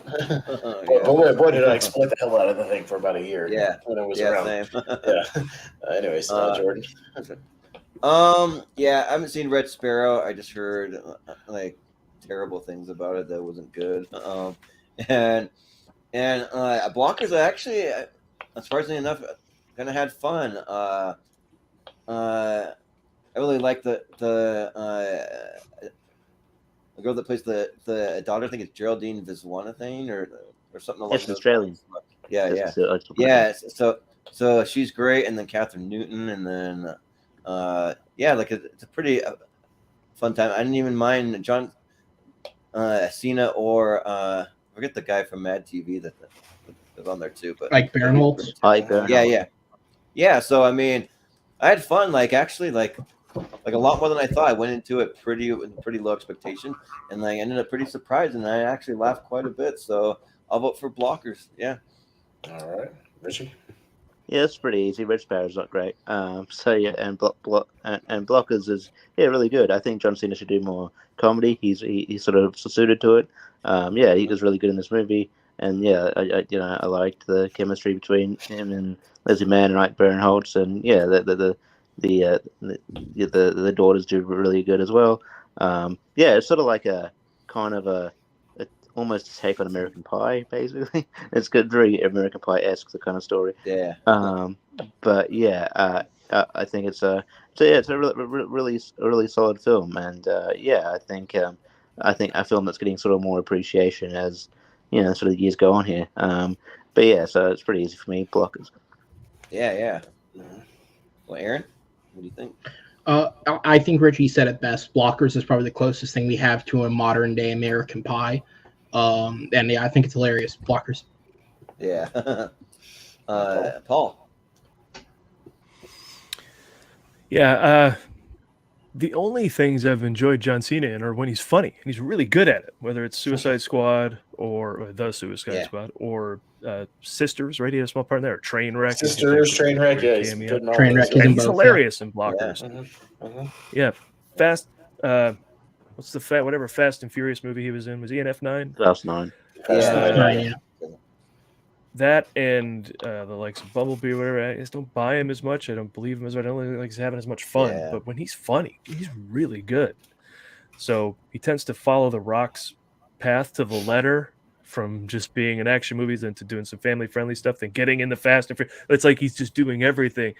Stick to comedy. He's super funny. I'd love season 2 of Peacemaker. I welcome it, and he's hilarious in Blockers. Yeah. For that, it takes the win for me. Yeah. Sounds good. Maelcolm. I'm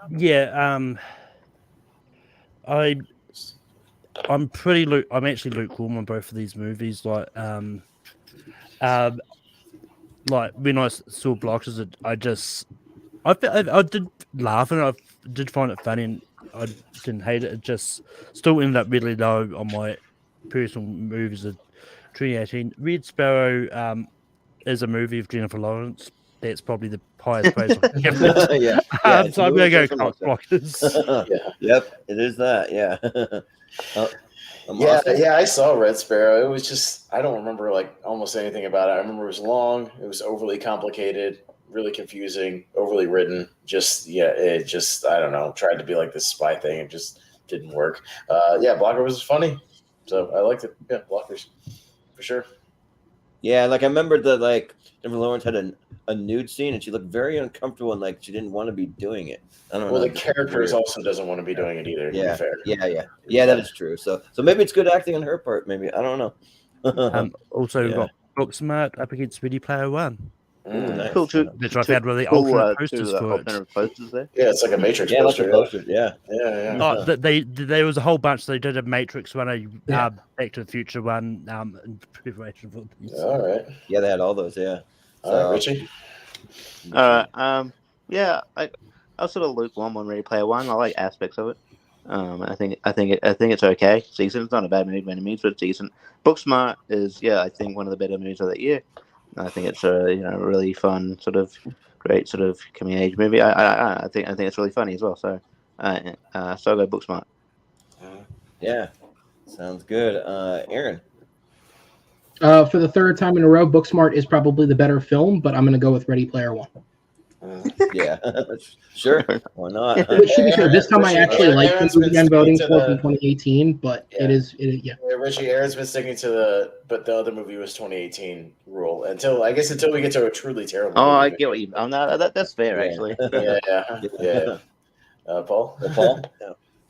Yeah, I noticed that too. Booksmart, not of the year, and it's really good. Surprisingly better than I thought it would be, based on Olivia Wilde not really having a directorial background to stake on, and so. But I thought it was really good. Ready Player One.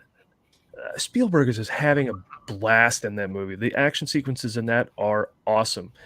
There's some weird stuff in it, but overall, I also had many surprises in it for me. I saw it in the cinema, and they talk about another just cinematic movie. I mean, the action was crazy good. Ready Player One. Yeah. Maelcolm, what do you think? I love Booksmart. It's, not that same much. It's probably Olivia Wilde's better movie that she's directed. Although I didn't hate Don't Worry Darling as much as everyone else's, but I also had a really a blast with Ready Player One stuff. But I'm going to go Booksmart on this. I do think it's actually slightly better. They're both really close together for me. Yeah. Well, Austin. Yeah, I guess I'll be that guy. I think the Ready Player One book is way better. It just gets way more into that world. They made some changes that I wasn't over the moon about. There's nothing about The Shining in that book, and The Shining is just a weird addition to that movie. It's like, hey, we got this PG-13 movie, aimed at like younger people. Let's put all these references to this rated R, really graphic, insane horror movie in there instead of war games. That was strange. Yeah, I really like Booksmart. I love One Crazy Night movie. This is one of the better ones of those, so I'll go Booksmart. Yeah. This one's interesting because I really like both of these, but yeah, I'm kind of with Austin. I thought that the book was way better, but still, that's no slight at the movie. The movie just still did an amazing job. I really enjoyed all the action, and then also like just trying to pick up all the Easter eggs from like all these different franchises, just see if you can spot them all. Which I'm sure I haven't even spotted all the ones because I made a list of all the ones that I could point out. But yeah, Booksmart though just really blew me away. Like it. I think Beanie Feldstein and Caitlin Dever, they did great in it, and Olivia Wilde. Like I don't know what went wrong with Don't Worry, Darling. Like with that whole production, it sounded like a fiasco. But I don't know. But she was great with Booksmart. Like she even had Jason Sudeikis in it when they were still kind of together and like not having issues. But so yeah, I think Booksmart's great. I'll vote for that. All right, Booksmart. Yeah. Booksmart. Mm-hmm. Yeah, I mean, I'd love to see a movie or TV series about the behind the scenes of Don't Worry, Darling. Yeah, right. Serious. All right. Got Boy Erased versus The Ballad of Buster Scruggs. Aaron. Okay. I'm gonna go with Boy Erased on this one. I think this is another one similar to The Hate You Give. I think it's a really incredible film. I think the performances in this, especially from, the three leads on the poster there. It's Joel Edgerton's second film as a director. Speaking of directors who are newer to the industry, and I think, I really like The Gift. I think he may even one up himself on this. I think it's a really incredible story that's dealing with obviously really tough themes, being about the lead being an LGBTQ, he's gay, and dealing with that concept. I think they do a really great job. There was another film, I forgot the name of it, that came out this year that dealt with something similar about conversion therapy, and it was also really, really good. Ballad of Buster Scruggs, I think, is just, it's fine, but I feel like in the grand scheme of the Coens' careers, it's just so mediocre. Like, of all the films to end up on Netflix, I feel like this is the most Netflix of them. So I'd go with Boy Erased. Yeah, sounds good. Paul, what do you think? God, I really wanted to see Boy Erased. I didn't get to it. I love Edgerton. I love Bridges. What's his name? Lucas Hedges. I love Hedges. Yeah. Russell Crowe. I have real trouble looking at Nicole Kidman's face, and that's not a joke. I honestly have trouble watching her move her face. The Northman was hard to watch, but Ballad of Buster Scruggs was wildly uneven. There was some images from that will not leave my head. There was some stuff that was really entertaining, and then there was some stuff that just bored the hell out of me. And like the Coen brothers really seemed to love their writing much more than I did. So I don't know what to do here. I haven't seen one, and whether I was like, I'll go with Boy Erased just because I want to see it so badly. Anyway, that's it. Yeah. Maelcolm, what do you think? I believe the Coens initially planned for Ballad of Buster Scruggs to be a series on a limited series on Netflix, and then at some stage it turned into this anthology movie. It was fine. Like, there's definitely sub segments in there that I like more than others. But yeah, I think Boy Erased is definitely a more solid movie. So Boy Erased gets my vote here. Yeah. Well, Austin? Yeah, I've been wanting to see Boy Erased. Haven't watched it yet. But I love like horror anthologies, and when I heard it was like a Western anthology, I was like, that's interesting. I've never seen a Western anthology. I've seen a lot of horror anthologies, so I thought it was interesting. And yeah, like a lot of anthology movies, it's got its highs and lows. So yeah, it was all right. Yeah, I'll also go Boy Erased. I've been wanting to watch that. It's on HBO Max. I'm gonna get to it. Yeah. Yeah, so the Ballad of Buster Scruggs was actually one that I watched to prep for this episode. I'd never seen it. I watched it yesterday, and I actually enjoyed it. Like, well, like it's kind of, I don't know, like it's kind of up and down. Like I enjoyed it, but at the same time, I've kind of come to realize that the thing about the Coen brothers is that they have great writing. They just don't know how to end anything. They have like really weird endings. None of the endings to these segments really like felt very good. Like some of their other movies, like you have controversial ones like No Country for Old Men that just has like a weird ending, and like I don't know, like they just don't know how to end movies. But they're but beyond that, the movies they make are incredible. So, and I had a lot of fun with a lot of the different segments. Like I really did. But then it's like okay, that was a weird way to just, it had no ending like to a lot of them. But and I haven't seen Boy Erased. It's one that like I honestly like don't really know really much of anything about, but the casting's pretty great. And I'm a huge Joel Edgerton fan, especially as Owen Large in the Obi-Wan series. Like I think he might have been my favorite part of the whole series, really. But yeah, but I think just because I haven't seen it, I'll vote for the Ballad of Buster Scruggs. Richard? So, Joel Edgerton's definitely a new direction in the world of Hollywood. But if you can seek it out, like there's not like, I mean, Australian movies are pretty hard to might be seek out. But he did a really good movie a couple of years ago called Felony with him. It's him, Jai Courtney, and Tom Wilkinson. It's pretty good. And he's done a lot of other cool Australian films. But yeah, like Boy Erased is ostensibly Australian film. Like it's got mainly an Australian cast. Nicole Kidman. Russell Crowe, or technically Kiwi. Malcolm will fight me on it. Luke Hedges, even Flea from Red Hot Chili Peppers is in this movie. Troye Sivan. It's a really good film. It's hard to watch, but yeah, he does a really good job. And yeah, I love Joel Edgerton as a director. One of my favorite movies of the past few years was The Gift. I think the movie's fantastic. I go back and watch it all the time.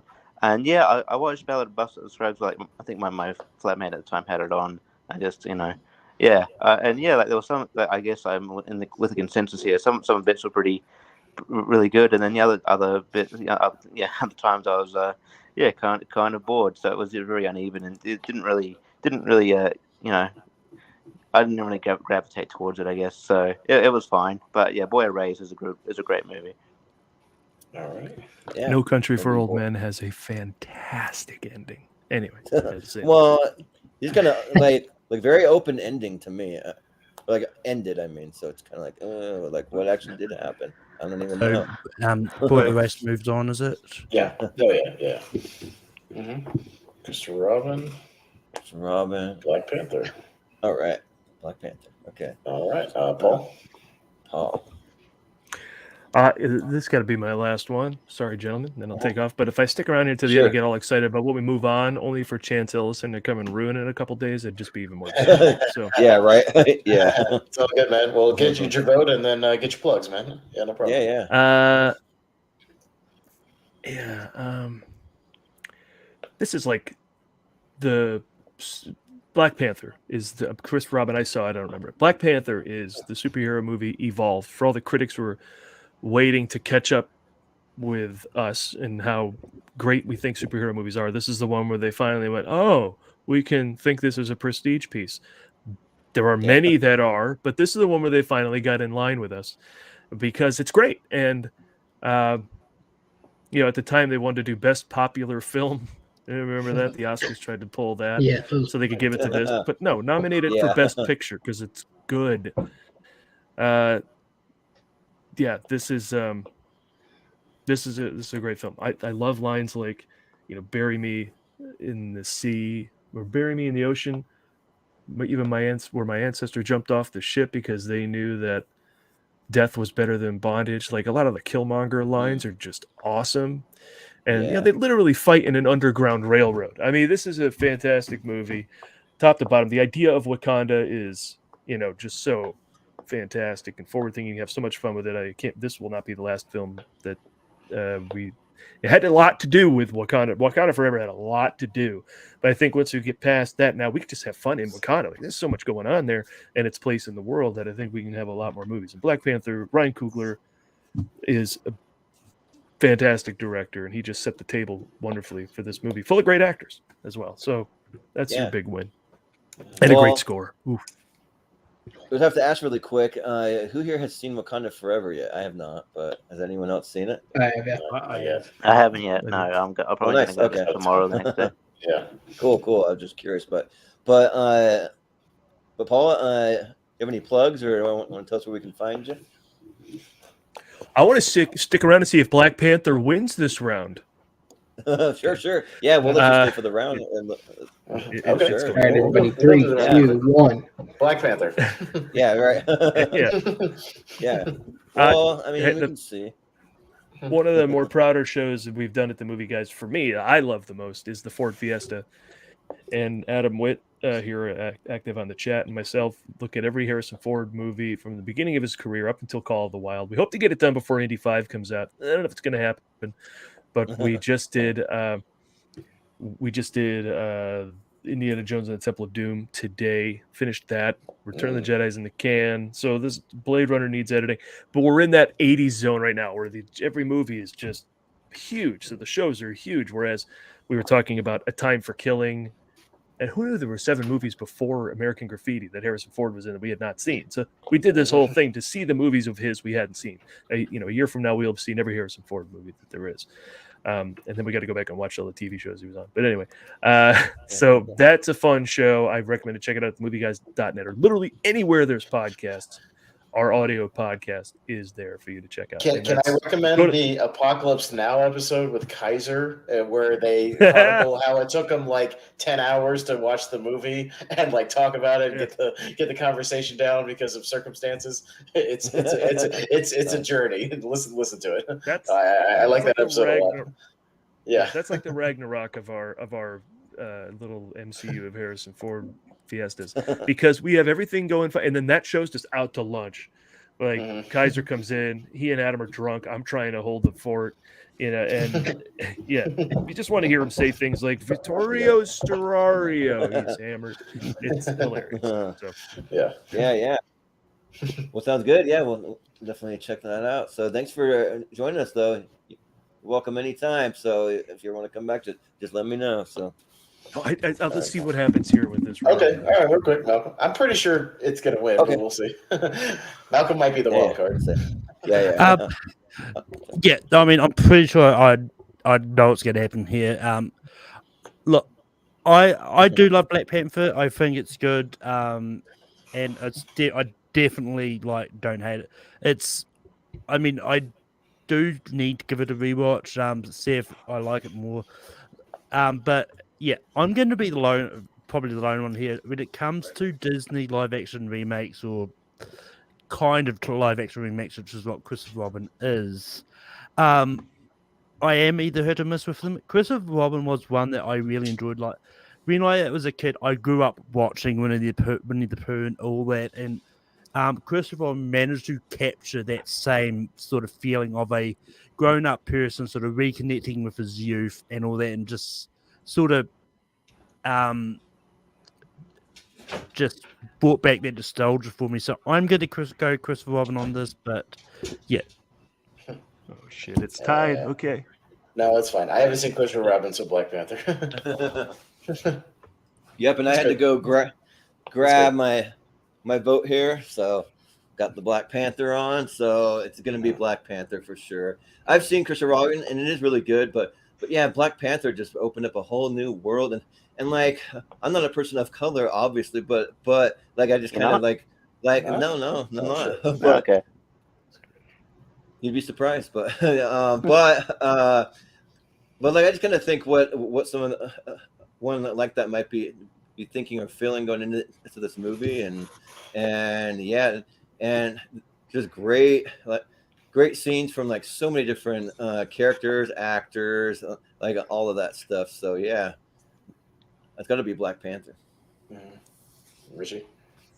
I'll keep it short like Austin. I haven't seen Christopher Robin, so Black Panther. Yeah. Black Panther easily. Really, for me, the only shocker is because I agree with what Paul said. I think the strongest aspect of this film is its screenplay, and I don't know how, with 10 nominations possible, it didn't find its way into one. It's just incredibly well written. Like it on page, both the way the movie plays out and a lot of the dialogue that's given specifically to Michael B. Jordan, it is incredibly well written. Yeah. I mean, I think when it comes to he's like the most interesting villain since Magneto, I think. Perhaps. Yeah, I think those are like three big Marvel villains. And for what it's worth, I've had discussions with people that say he was sort of wasted because he's not in it very much. God bless them for using Andy Serkis perfectly. I thought he was brilliant for the short little bit that he's in this movie. Oh yeah, he's great. Yeah, I mean, I think when it comes to the screenplay for Black Panther, I think a lot of people probably couldn't decide whether it would belong to an adaptation or original because, like, it's an original sort of storyline in there, but Black Panther character is adapted. So, I think Logan the year before got adapted, so that's probably what. Yeah, it would have gone. But also, say based on material from another source, so that could just based on some. Even Martin Freeman, shout out Martin Freeman too, like for being the one main white character in there. So, Andy Serkis too. Those two. This is a good time to leave. Cold War is a piece of shit. Yeah. And bye. Thanks, Paul. Thank you, Paul. Have a good night. Yep. All right. Nice. All right. Well, Maelcolm, you're up first for this one. Like when I sort of went through the way I sort of did this is when I went through it, because I sort of made the list, sent it to Jordan, he sort of approved and said the only reason I put Cold War in here is it was one of the foreign films that got a lot of notice at the Oscars, so I thought, well, throw it in because why not. I haven't seen it. I just never got around to it. I did actually watch the entire Maze Runner trilogy sort of in the past week. And Death Cure is a fun movie. It's probably the best out of the trilogy. I don't know where the other two sort of fell because I can't remember. But I'm going to go Death Cure. Yeah, sounds good. Austin? Yeah, I haven't seen Cold War. Whatever. I probably won't. I've been a big fan of the Maze Runner series. I've been a big proponent. I think it's the best YA franchise out there. I think it's great, and it's mainly great because it just focuses on this group of friends. There's no bullshit romance. In fact, there is a girl, but she doesn't show up till like the end of the first one. Then she betrays him, so he tells her to fuck off. And in the Death Cure one, like they don't get back together. He still tells her like, no, you screwed us over, fuck off. And it's great. So I think those movies are awesome. They have a fun premise. There's a good supporting cast. Giancarlo Esposito and Ben Foster or not Ben Foster. I'm sorry. What's his name? Will Poulter. No, well, Will Poulter too, but the guy from Battlefield Earth, Barry Pepper, who doesn't get along. Oh yeah, Barry Pepper. Yeah, Barry Pepper, he's good too. But yeah, I love the Maze Runner movie, so I'll go with Death Cure for sure. Yeah, I'm a huge fan of the Maze Runner series too. Yeah, I think that's like one of the best, if not the best young adult series that out there, and yeah, I have fun with every single one, and I think they just keep getting better and better, and I'm a huge fan of Dylan O'Brien. I always try to champion. I think that he has the potential to be a big star in Hollywood. So, but yeah, and then Will Poulter, he's great too. Even Walton Goggins, he shows up in that. He's good too. And then Giancarlo playing. A good guy for once, yeah. Yeah. You're used to being like all these villains, but he kind of helps them out too. And then kind of how you said that, Austin, there's almost a romance, but then the girl betrays him, and I kind of like it. seeing that dynamic too, and then just the way that they have to break into the city and like all the way that it plays out. I think that's really, really good. So yeah. And I don't know anything about the Cold War other than it's a movie that came from Poland. So if you're into Polish cinema, then maybe you can watch Cold War. So yeah, but it'll be Death Cure. All right, Richie.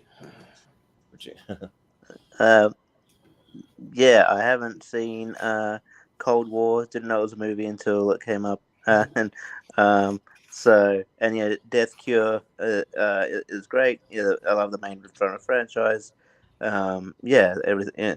I mean, Dylan O'Brien almost gave his life for this movie. He almost died making this movie. Yeah, right. So I'm glad it got made. Yeah, it's a great film, and yeah, I think people sleep on the Maze Runner too much. So I'll go Death Cure. Yeah, and Aaron. Yeah, I've said before on shows, whenever it's come up, I don't think necessarily the Maze Runner is the best of these young adult series, like overall, but I think it is the most consistent. Like, I think your best Hunger Games film is probably better than the best of these films, but most of the franchise's lowest points are worse than any of these, where I would say all of these movies are good. And I agree about Dylan O'Brien. I think that obviously getting injured physically on this film set him back a couple of years, because he's talked about it. You can read, like, basically there's an opening stunt in the film involving cars, and he basically took the tire of a car in the front of a car to the face, and it like fucked up all the nerve endings in his face, and he had to wait for it all to heal. And if anybody's seen American Assassin, he has like a really odd like beard in that movie, and it's because his face looked so off, he had to try and grow a beard in last minute to cover it up, because it still kind of looked a little off, because it was the first thing that he shot after his injury. But overall, yeah, the movie is solid. It does have a really good supporting cast, and it's one of the few movies that I've heard of where, because I've never read the books, but it's one of the few movies I've heard of where this trilogy overall makes wholesale changes from the books. Apparently, it's not a direct adaptation of the books. There are changes, but unlike, say, the Percy Jackson films, where people argue that it's a detriment to those films and it hurts those films, or they tried to be different, people don't really seem to hate on these films as much for making changes. It seems as though they thought out what they were going to change and made sure it still made the movie make sense if they did it. So I think that's a really intriguing way to go about adapting a book. Yeah. All right, Maze Runner moves on. Maze Runner, yeah. And talking about books that made a lot of changes, the Rouge Defender is Aragon. Oh yeah. Also, getting a series on Disney Plus. Yeah. I think I'm actually kind of intrigued. Fuck off. All right, everybody. 1, 2, 3. Simple favor. Don't know what it is. Don't care, but it's better than The Nun. Yeah. I can almost guarantee it's got Anna Kendrick, my wife. Anyone arguing for The Nun?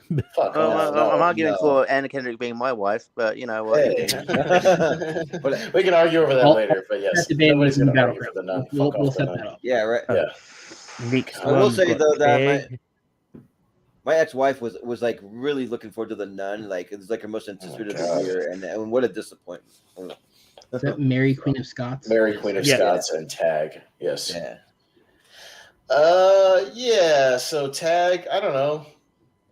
It's whatever. it's a decent premise, but my God, does it just feel like it's a movie?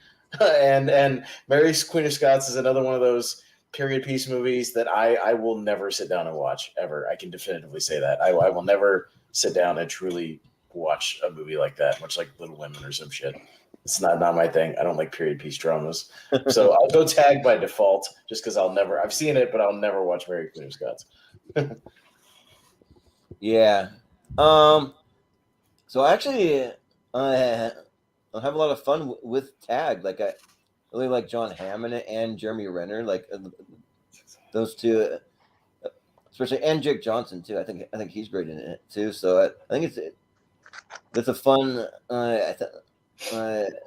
movie just about some friends with this like epic game of Tag, which is based on a true story. That's a true story of friends that have this ongoing game of Tag that just seemingly never ends, and like usually once a year they really get into it more than they do the rest of the year. So yeah, I thought that it was fun, and like normally I wouldn't see and marry a Queen of Scots, but you have Saoirse Ronan, you have Margot Robbie, so that at least intrigues me with those two. So maybe, but it might be one of those ones that I start and 20 minutes in, I'm like, all right, I'm bored, and turn it off. I don't know though. It just seems like that type, but like I'd be willing to give it a shot. I've been trying to be more open to a lot of different movies that I wouldn't normally watch. So, but I'll vote for Tag still.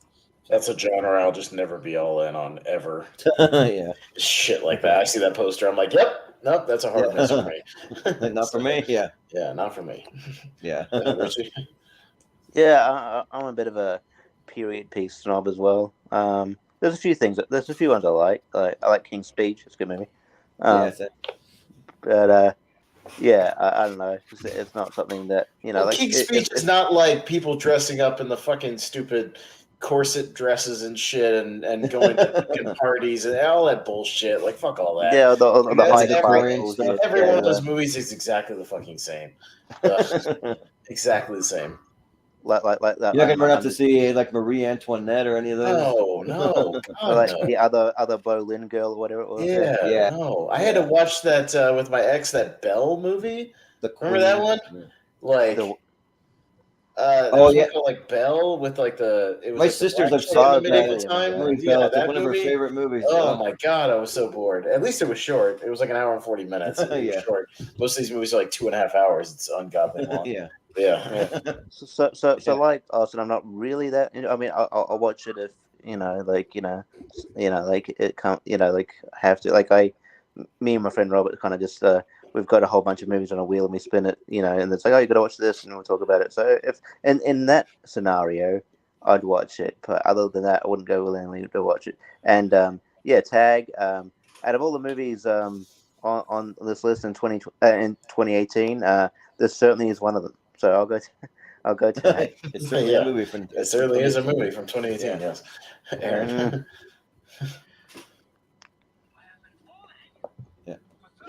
Mary, Queen of Scots. Why not? Sure. Yeah. Maelcolm. Give it a vote. Yeah, Maelcolm. Yeah, I mean, I love period pieces. And it's one of those ones like Mary, Queen of Scots. It's not one of those ones where they go to parties a lot and all that. It's like it's actually really compelling. So it's and I mean, it's one of those ones that I actually went to see because around the same time that it was coming out, I was actually in a play about the same event as well. And it's just Did you one play of those Mary? ones. Yeah. No, I was just one of the He played Scott. servants. Have you married or were you Scott? Yeah. But Tag's already moved on, so I'm gonna give it a vote to Mary, Queen of Scots because I do actually think it's a good movie. Does it have any action or comedy in it? Maybe if it has that, I'll watch it. If it doesn't, then probably not. I mean, it's got heads rolling. Yeah. All right. Moving on. We got next Solo. Oh god, fuck both these movies. Mary Poppins Returns. Well, Jordan. I'll get to it eventually, but go Jordan. Yeah, like I just didn't care about Mary Poppins Returns at all. Like, why are you doing a sequel to Mary Poppins? Like this far later, like after the movie's released, like just no. It just doesn't work. It doesn't really matter who you put in it. It's not going to hold a candle to the original Mary Poppins. It's just not. And Solo though, like actually I do have fun with it. I like it better than some of the like episode 7, 8, and 9. Like I like it better than at least 8 and 9. I'll say that because you have a fun train heist scene. You get to see some stuff from Chewbacca, so I like that. And also the Lando cover scene stuff. I wouldn't mind seeing a spin-off series or a movie about Lando and have Donald Glover still playing him. I think he did great in that role. So yeah, and also too, I want to see what's going on with with Darth Maul showing up at the end. Like, I want to see more about that. So I'll give my vote to Solo. So, Richie. Yeah, like Solo. The thing about like Han Solo is like such a charismatic character, larger than life character, and I don't know if it's a betrayal by Alden Ehrenreich or whatever. And I mean, same with Lando Calrissian, he's a larger than life character, and I know it's a betrayal by Donald Glover. But these characters are so boring. They're not supposed to be boring, but hell, they are boring. I don't know. I just felt this was just very wooden, and I thought I was looking for. I like the idea of a Solo spin-off, but yeah, I don't know, man. I don't think not much of it worked for me. I was sort of falling asleep. I haven't seen Mary Poppins, the Mary Poppins movie, but I've heard decent things, and I like Emily Blunt, so I'll go Mary Poppins. Yeah. Depends how big of a fan of the original you are, because I think if you love the original, you might not like this one as much. I don't know. That's just my take, but Aaron. I love the original Mary Poppins, and I like Mary Poppins Returns. It's unnecessary. You're 100% correct. It didn't need to be made, but I think for what it is, it does work. Solo's a mess of a film. The first 20 minutes is enjoyable, but it's completely disjointed, both in terms of story and tone from the rest of the movie. As far as I'm aware, most of that opening part was all Lord and Miller footage, and the only reason that's known is because Thandie Newton has said that she did not go back for reshoots, and that's the only part of the film that she's in. So I believe that's mostly still Lord and Miller footage, and it's the most entertaining part of the film. Everything after that to me is just very boring. It's just mediocre. It's Ron Howard doing what he does best and delivering a studio-friendly film that doesn't piss off Lawrence Kasdan. They are doing a Lando spinoff show. It's just been stuck in development for years because Donald Glover's busy, and Justin Simien, who's directing the Haunted Mansion director. He's directing the Haunted Mansion remake, or finishing up on it, I guess, right now. So once they're both free, I guess they'll work on it. But genuinely, Mary Poppins Returns is the better film. Yeah. Well, Maelcolm? I also really love the original Mary Poppins, and I do really enjoy Mary Poppins Returns. When it got announced, I was surprised because I remember when Mary Poppins was first released, the author didn't like it, and she said that no one could make a movie of her books again. So this one came out of nowhere, and done by Disney again, of all people as well. Yeah. But I mean, it's one of those ones like you are. I mean, when you are going to take over the role of someone played by an iconic thing, you're never going to reach the thing. But I think Emily Blunt knew that, but she was playing her own take on Mary Poppins. She wasn't trying to sort of emulate Julie Andrews as well, because I remember they asked Julie Andrews to be a cameo in this, but she turned it down because she wanted all the focus to be on Emily Blunt. So with that being said, like, Emily Blunt did get the sort of the nod from Julie Andrews to take over, and then Julie Andrews opted to do Aquaman. So I don't know, but yeah, Solo wasn't bad. I mean, for me, Solo is one of the movies that was probably really unnecessary. Like, I did not need it to be explained for me that Han's name was basically like he was told, "Oh, your name's Han. You're alone, so just call you Han Solo." Yeah. So Stupid. my vote is so I just got a message from Jacob's like, vote Mary Poppins or die. So I'm going to vote Mary Poppins because I don't want to die. All right. Fair enough. I guess he is a fan of this one too. But well, I mean, I actually don't know what Jacob thinks about Mary Poppins Returns. He's really needed. Yeah. Well, yeah, it's a good match because it's two completely unnecessary movies that don't need to exist. Solo is boring as shit, like completely boring. And Mary Poppins Returns, man, I was bored with that movie like halfway through too, man. Like I couldn't tell you a single song from that movie. The cast is fine. I'll give it to Mary Poppins Returns for two reasons.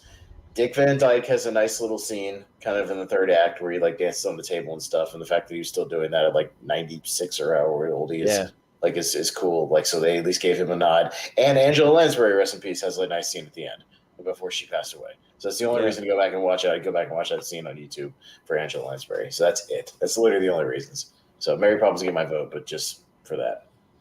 So Just waiting for Star Wars to do original content that doesn't keep the universe small. Let's do some original stuff. Come on. Well, in saying that, like, I mean, I think they have said that they are going to stop with the Skywalker saga at 9, but I believe them. I don't know.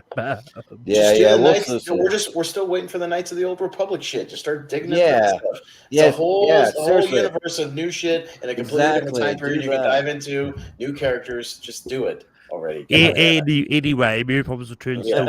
Anyways, fuck off, Knights of the Old Republic already. Jesus Christ, let's go. I know. Yeah, seriously. But given their track record, do people actually want that to be made? Because they're more than likely to fuck it up. Well, they probably will, but at least it'll be something different. They probably will, but it'll be different. Yeah. So yeah, it was Mary Poppins Returns that moved on. Yes. Yeah. I'll just making sure. We've got Unsane and Love Simon. Wow, that's kind of like an opposite match right there. All right, Richie. Oh, cool. I get to go first on 2 movies I haven't seen. Unsane is really good. Yeah. Huh? Unsane is really good. All right, look, I'll go. I Love Simon has Armie Hammer too, but haven't seen it. Unsane. Oh wait, no. My speed, so I got Unsane. I'm thinking of Calling Me by Your Name. Sorry to interrupt. Anyway. Okay. Aaron. I have seen both of these. Genuinely, I actually think Love, Simon is the better film. It has the distinction of being the first film it's focused on gay romance that was made by an actual major studio. Obviously, a lot of indies have been made over the last, God knows how many years. But the fact that a major studio decided to tackle it, Greg Berlanti, who spent the last 10 years of his career getting praise and then shit for his work on the CW, I think actually does a great job directing this film. And if anything, this show led to the spinoff show on Hulu, which is also a really incredible show if anybody hasn't watched it. Obviously, it's a teen rom-com, so it's a very certain sect, and I was about the right age to enjoy it when I saw it. But I do think for what it is, it genuinely really works. It's got a lot of heart. The performances are really strong. A lot of these kids, like the students in it, feel like real students. And it deals with something that I don't think I haven't seen as much in films, which is the concept of like negativity around coming out, because I think a lot of movies focused on gay leads tend to deal in one of 2 sectors, which is like you being proud and owning it, or like the gay conversion therapy thing that was around for a couple of years. Whereas, I guess, spoiler alert, in this movie, he doesn't come out by choice. He's forced out through blackmail. And I think it's really interesting to deal with the idea of what that's like to deal with as a high schooler when your life is just upended and changed because everyone looks at you differently. Yeah. Sounds good. Well, Maelcolm, then, what do you think? Yeah, I mean, I think I've seen Unsane once. I really can't remember. I know it was the one that was all filmed on an iPhone by Steven Soderbergh. I know that much. But yeah, Love, Simon has a lot of heart to it. Like, this is one of those movies I didn't expect to like as much as I did, and it does. I mean, while a lot of the cast is relatively unknown, you've still got some big name actors in here. But you've got Josh Duhamel in here. You've got Jennifer Garner. You've got Alexander Shipp, Catherine Langford, Keenan Lonsdale, who isn't that known, but he's known for, if you watch CW stuff, he's pops up around there a few times. But yeah, I'm going to go Love, Simon on this. Yeah, sounds good. Austin. Yeah, I really liked Unsane. I saw it in the theater. I think the iPhone thing, like, it sounds like a gimmick, but it actually kind of works for the movie because it makes it feel kind of like claustrophobic and like she's really trapped in there. And there's some nice little twists and turns. There's a good little supporting cast. Jay Farrow from SNL's in it, and he's really good. And Juno Temple's good. I always like her. And I was just gonna say Claire Foy was very busy in 2018 because she had The Girl in the Spider's Web, which we already talked about, Unsane, and First Man, which is probably either in this one or the next one. So she was busy. I really liked Unsane. Good Steven Soderbergh thriller. So I'll say Unsane. Yeah. So there are 2 movies I haven't seen. So I'm just trying to decide if you put these in front of me, which one am I more likely to go watch? And they're like, honestly, like, it's pretty close. Like, so I was trying to remember where I need to clarify from when you just basically mentioned in Austin the 3 movies. So She was also in The Crown. She's in The Crown, yeah. Okay, yeah. This is literally like coin flip since I haven't seen them, but she's also got a movie give coming out with Rooney Mara, which is interesting because they both played Elizabeth Salander. Oh yeah, yeah. Well, I'll give it to Love, Simon. Why not? So, Love Simon moves on. Yeah, Love, Simon. Moving on. All right. Fallen Kingdom and Mandy. All right, everybody. 1, 2, 3. Mandy. No. Yeah, it's Mandy. So I mean, are we going Mandy? Does anyone argue for Fallen Kingdom? No, I haven't even seen Mandy yet, and I'll still vote for Mandy. So I actually hate Fallen Kingdom. Yeah. yeah, so, Mandy. Yeah, Mandy rules. Yeah, no, I was just making sure that. Yeah, sure. Yeah. We've got a Rampage, which is nice Japanese. Oh, nice. Okay, that's fine. And Incredibles 2. Yeah, that works. All right, Aaron, go first. Oh, Incredibles 2 easily. Rampage falls under the same argument as Skyscraper earlier. It's just a really generic Dwayne Johnson film. Like it's got the big creatures and those are kind of cool, but I don't think is like a kaiju movie, I guess if you would call it that, because that's what you compare it most to. It doesn't really stand out in that genre, anything that we've gotten in the modern era. And it's a Dwayne Johnson film. It's a Dwayne Johnson film. You could put this up against San Andreas. You could put this up against Skyscraper. You could put this up against even fucking Red Notice from last year. And if it weren't for the fact that you're subbing out Kevin Hart for Ryan Reynolds for kaiju creatures for a Die Hard ripoff, it's all the same fucking film. So Incredibles 2. Yeah. Maelcolm.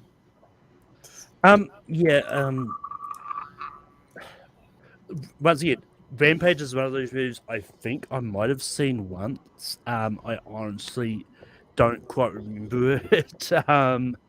But look, I wasn't as in love with Incredibles 2 as a lot of people, but I still think it was a good movie. So Incredibles 2.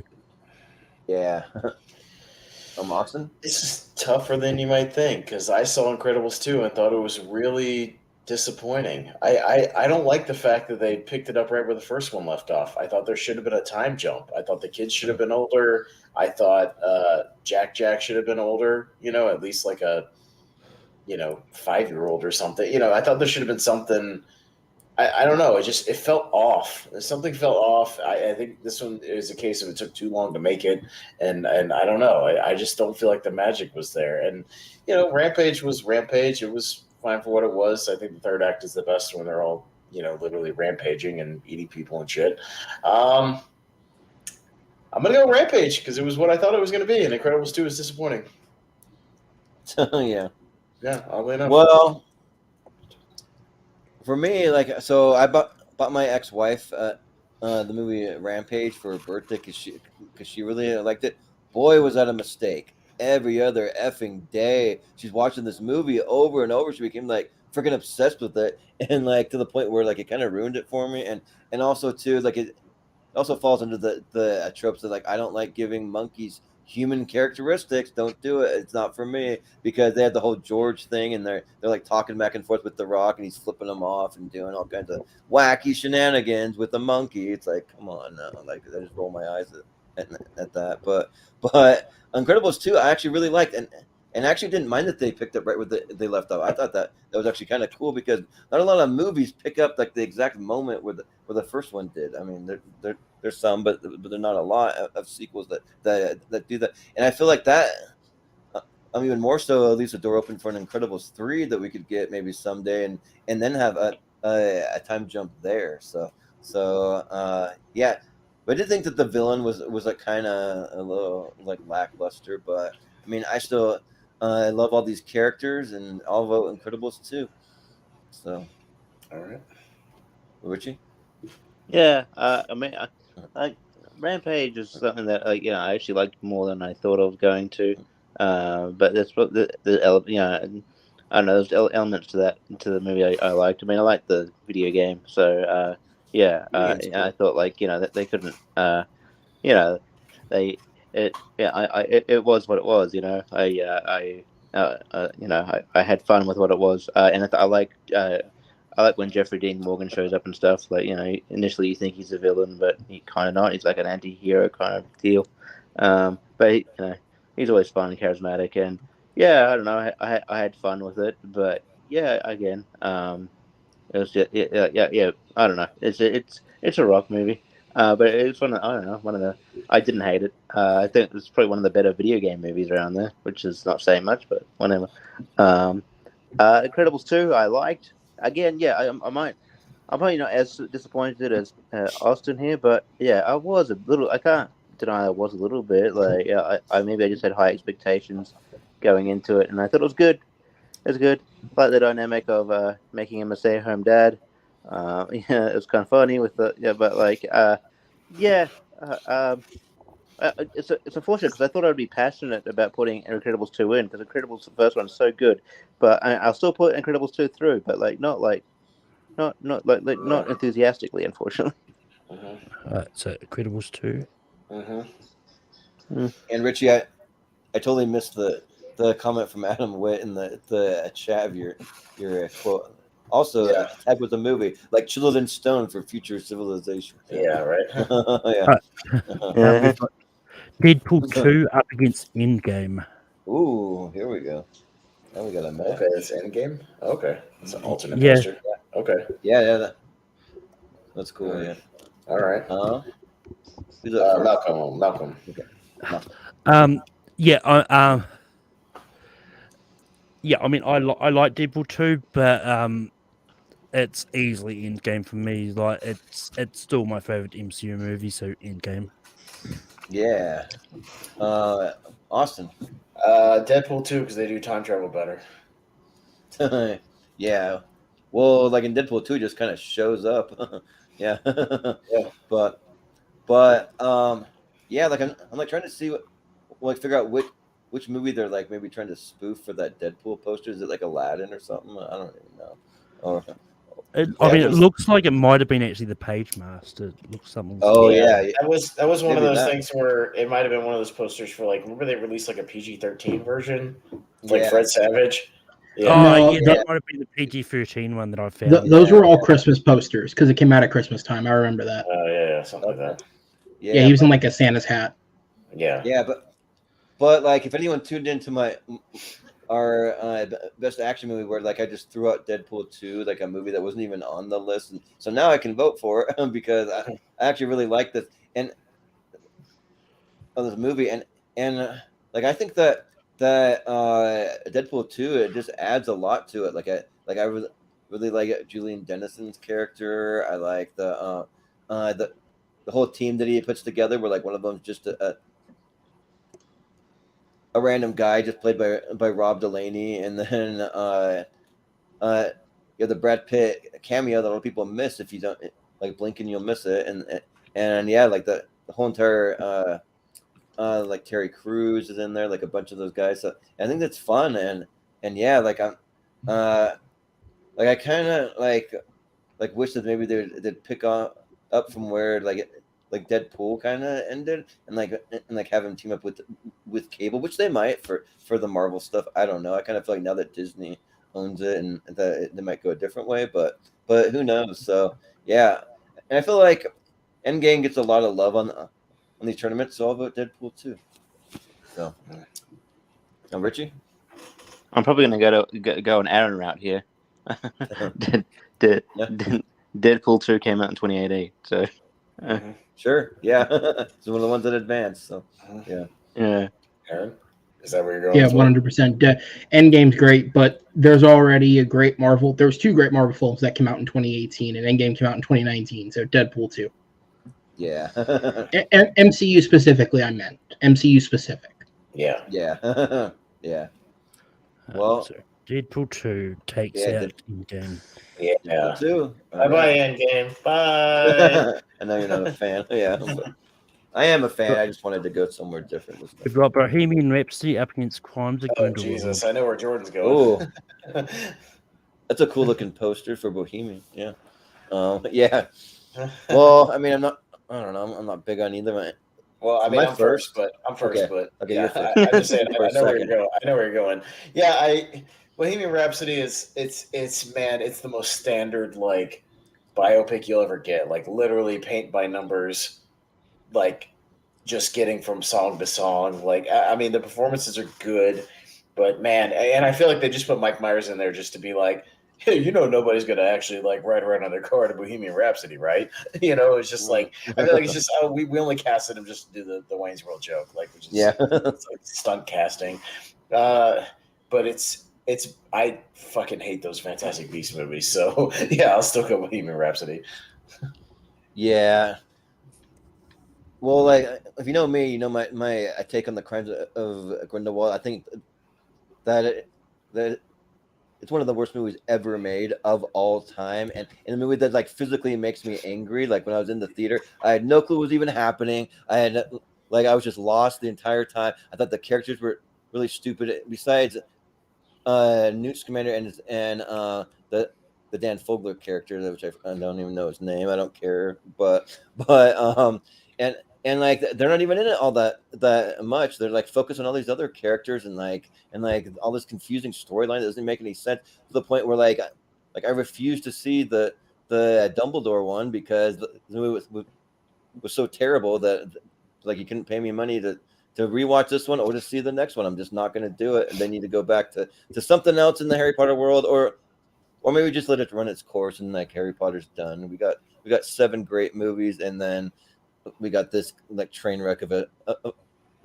trilogy that I have no idea what they're trying to do. So yeah, it'll be Bohemian Rhapsody, but like I don't really love it. I mean, I think that it's a fun concert movie just to like sit and rock out to like the Queen songs. I think Queen makes some great music, but like beyond that, it's fine. But I'll vote with Bohemian Rhapsody. So, Richie. But Richie, Yeah, Bohemian Rhapsody is good, and the performances are all right. Yeah, I didn't think it was like I mean, it was obviously an Oscar Beatty type movie, and yeah, but I didn't feel like it was like an Oscar contender necessarily. But even like Rami Malek is really good. I'm still like kind of because this biopic's been in the works for ages, and it was initially supposed to be Sacha Baron Cohen, and I feel like but Rami Malek was good, but I really want to see.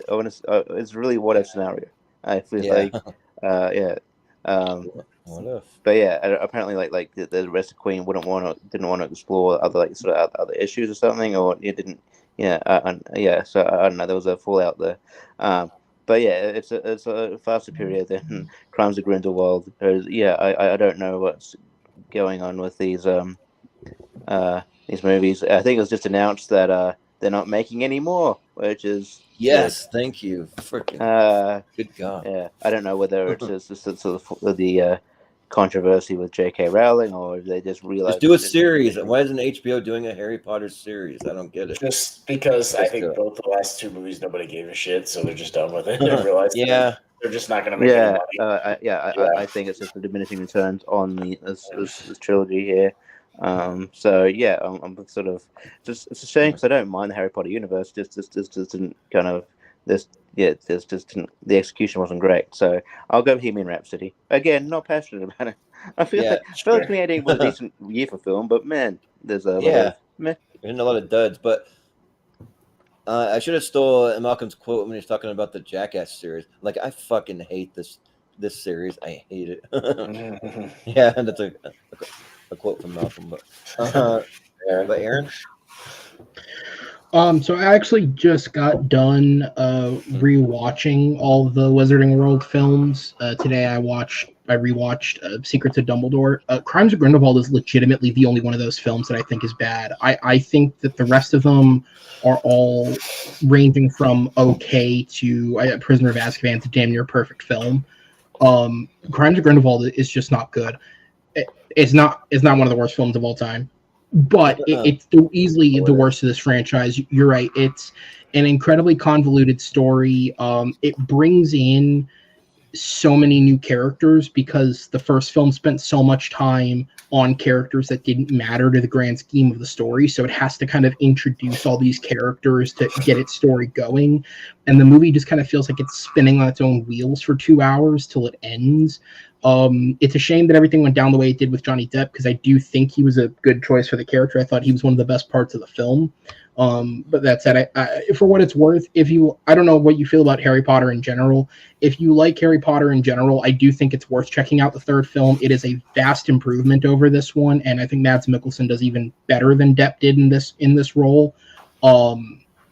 And it's less confusing because it takes all these different stories and just makes it one story. It's much more synthesized into a much easier thing to follow, at least by design. But yeah, it's just genuinely not good. There's just so much going on, and there's so much that just doesn't make sense in the larger world of like the universe. Like, why is Nagini a woman who's hanging around with Ezra Miller, who is a good guy? She's genuine. At the end of the movie, she is standing with the heroes outside of Hogwarts, and in 50 years, she'll be back as Voldemort's best friend and like a piece of his soul. Like, just none of it makes. There's a lot of it that doesn't add up. It doesn't make sense. When I saw the movie, I thought the whole like "you're a Dumbledore" twist was really, really dumb. And again, I think the third one, it kind of changes it, and it does a lot to clean that up because it doesn't make sense the way they introduce it in the second one. So on that alone, for what it's worth, I think Bohemian Rhapsody, I think it is a good movie. I think it's aged poorly in that it got so much Oscar love and Oscar attention, and because it did so well, we have seen other films come out since that have done the same thing that haven't gotten the same level of attention, right? I do legitimately think Rami Malek gave an Oscar-worthy performance, but Taron Egerton was just that much better, and when you compare it, it's the fact that Malek won an Oscar, Egerton wasn't even nominated. Yeah. And you start to like line things up, and I think it hurts Bohemian Rhapsody in its aging, because it is a very good film in my opinion. That said, though, I have to hop off. It's just too late for me to keep going, but I appreciate you guys having me on here. And my final word on this will be: watch Movie Battleground, TMG Entertainment. Go check out Movie Battleground. You can see debates there, movie debates featuring most of the people on this panel. But also, 2018. For me, since I started reviewing movies in 2014, watching and actively reviewing films every year, 2018 for me is genuinely the worst year out of all of them. I think it's just the year with the most mediocre stuff in it, and this video has exemplified that 100%. How many times have we just looked at a matchup and gone, okay, that's what this year was. Even the top echelon of films, which Bohemian Rhapsody is a part of because it was an Oscar nominee, it's just all like, okay, whatever. It's a weird year for film, but thanks for having me on, guys. Check out Movie Battleground, and I will see you guys later. Yeah, we'll see you later. All right. Well, Maelcolm, maybe you can redeem this movie. I don't know. Look, when it comes to the Disney World movies, I have them all 3 stars or higher for me. I generally like all the movies in this. Well, yes, out of the Fantastic Beasts trilogy alone, Crimes Control is still the weakest. But I think them getting Steve Kloves on to help with the script for Secrets of Dumbledore, I think that really helped tidy it up a little bit. And because, I mean, I know when that whole your Dumbledore twist come out, everyone's like, oh, but Albus only had like a sister and a brother. It's like, but then it was revealed that it wasn't even related like that kind of way. But yeah, it's like I like Bohemian Rhapsody. To me, one of the things that really bugged me about it is that they did mix a lot of the events up. While that's not too big a knock on for me, because I know a lot of the biopics are lenient with it. I'm still going to give a lone pity vote to Crimes of Grindelwald here. Justice for Johnny Depp. Yeah. I agree with that, just not for this movie. Yeah. But But like Bohemian Rhapsody, I just think like if they would have delved more into like the darker side of things too. I mean, they do, but they don't really that Well, much. I think that was Sacha Baron Cohen's problem, is that they weren't willing to dig into They all were that they kind pretty of much breeze aside the gay stuff with him, and Yeah. like they don't like touch that at all. It's just like a side note. Yeah, and Yeah. Sasha wanted to go into that, like and And they just didn't want to do that. They wanted just Well, like could a have been the mainstream studio, movie. or could have been Yeah. whatever his family or whoever has the rights to the story. Yeah, I mean, it's one of those ones like with these old articles on that's come out of what Warner Brothers has said. I think everyone's taking that out of context a little bit because they haven't officially said they're not continuing on Fantastic Beasts. They really haven't. That they did. They said something about they want to visit more realms in the Harry Potter universe, but they haven't officially said they're That's not fine if they doing. visit more realms in there. I mean, it's one of those ones. I think that storyline is done though. The Fantastic Beasts thing is done. Oh, yeah. I mean, I think it's one of those ones. I think if J.K. Rowling wants to continue it, then I think there is a way that could potentially bring Johnny Depp back by saying that the Mads one is him in hiding and trying to change his appearance in that. So, yeah. Anyway, the next match I've got his first man in the series. I was gonna say enough of that talk. That movie sucks. Let's move on. Jesus Christ! Too much about that goddamn movie. All right, Just forget it ever existed. Yeah. All right, Jordan. First Man versus Hereditary. Yeah. This one's kind of close. Like I actually really did dig First Man. I like seeing Ryan Gosling as Neil Armstrong and like kind of seeing like the struggles and things that he went through when you gotta go to space. I mean, like people think of like astronauts. Oh, that's really cool. They get to go into space. It's a fun time. They're going to go walk on the moon. And yeah, I'm sure it's cool. But you get to see like the emotional and like things like the stress it put on his family and all that stuff.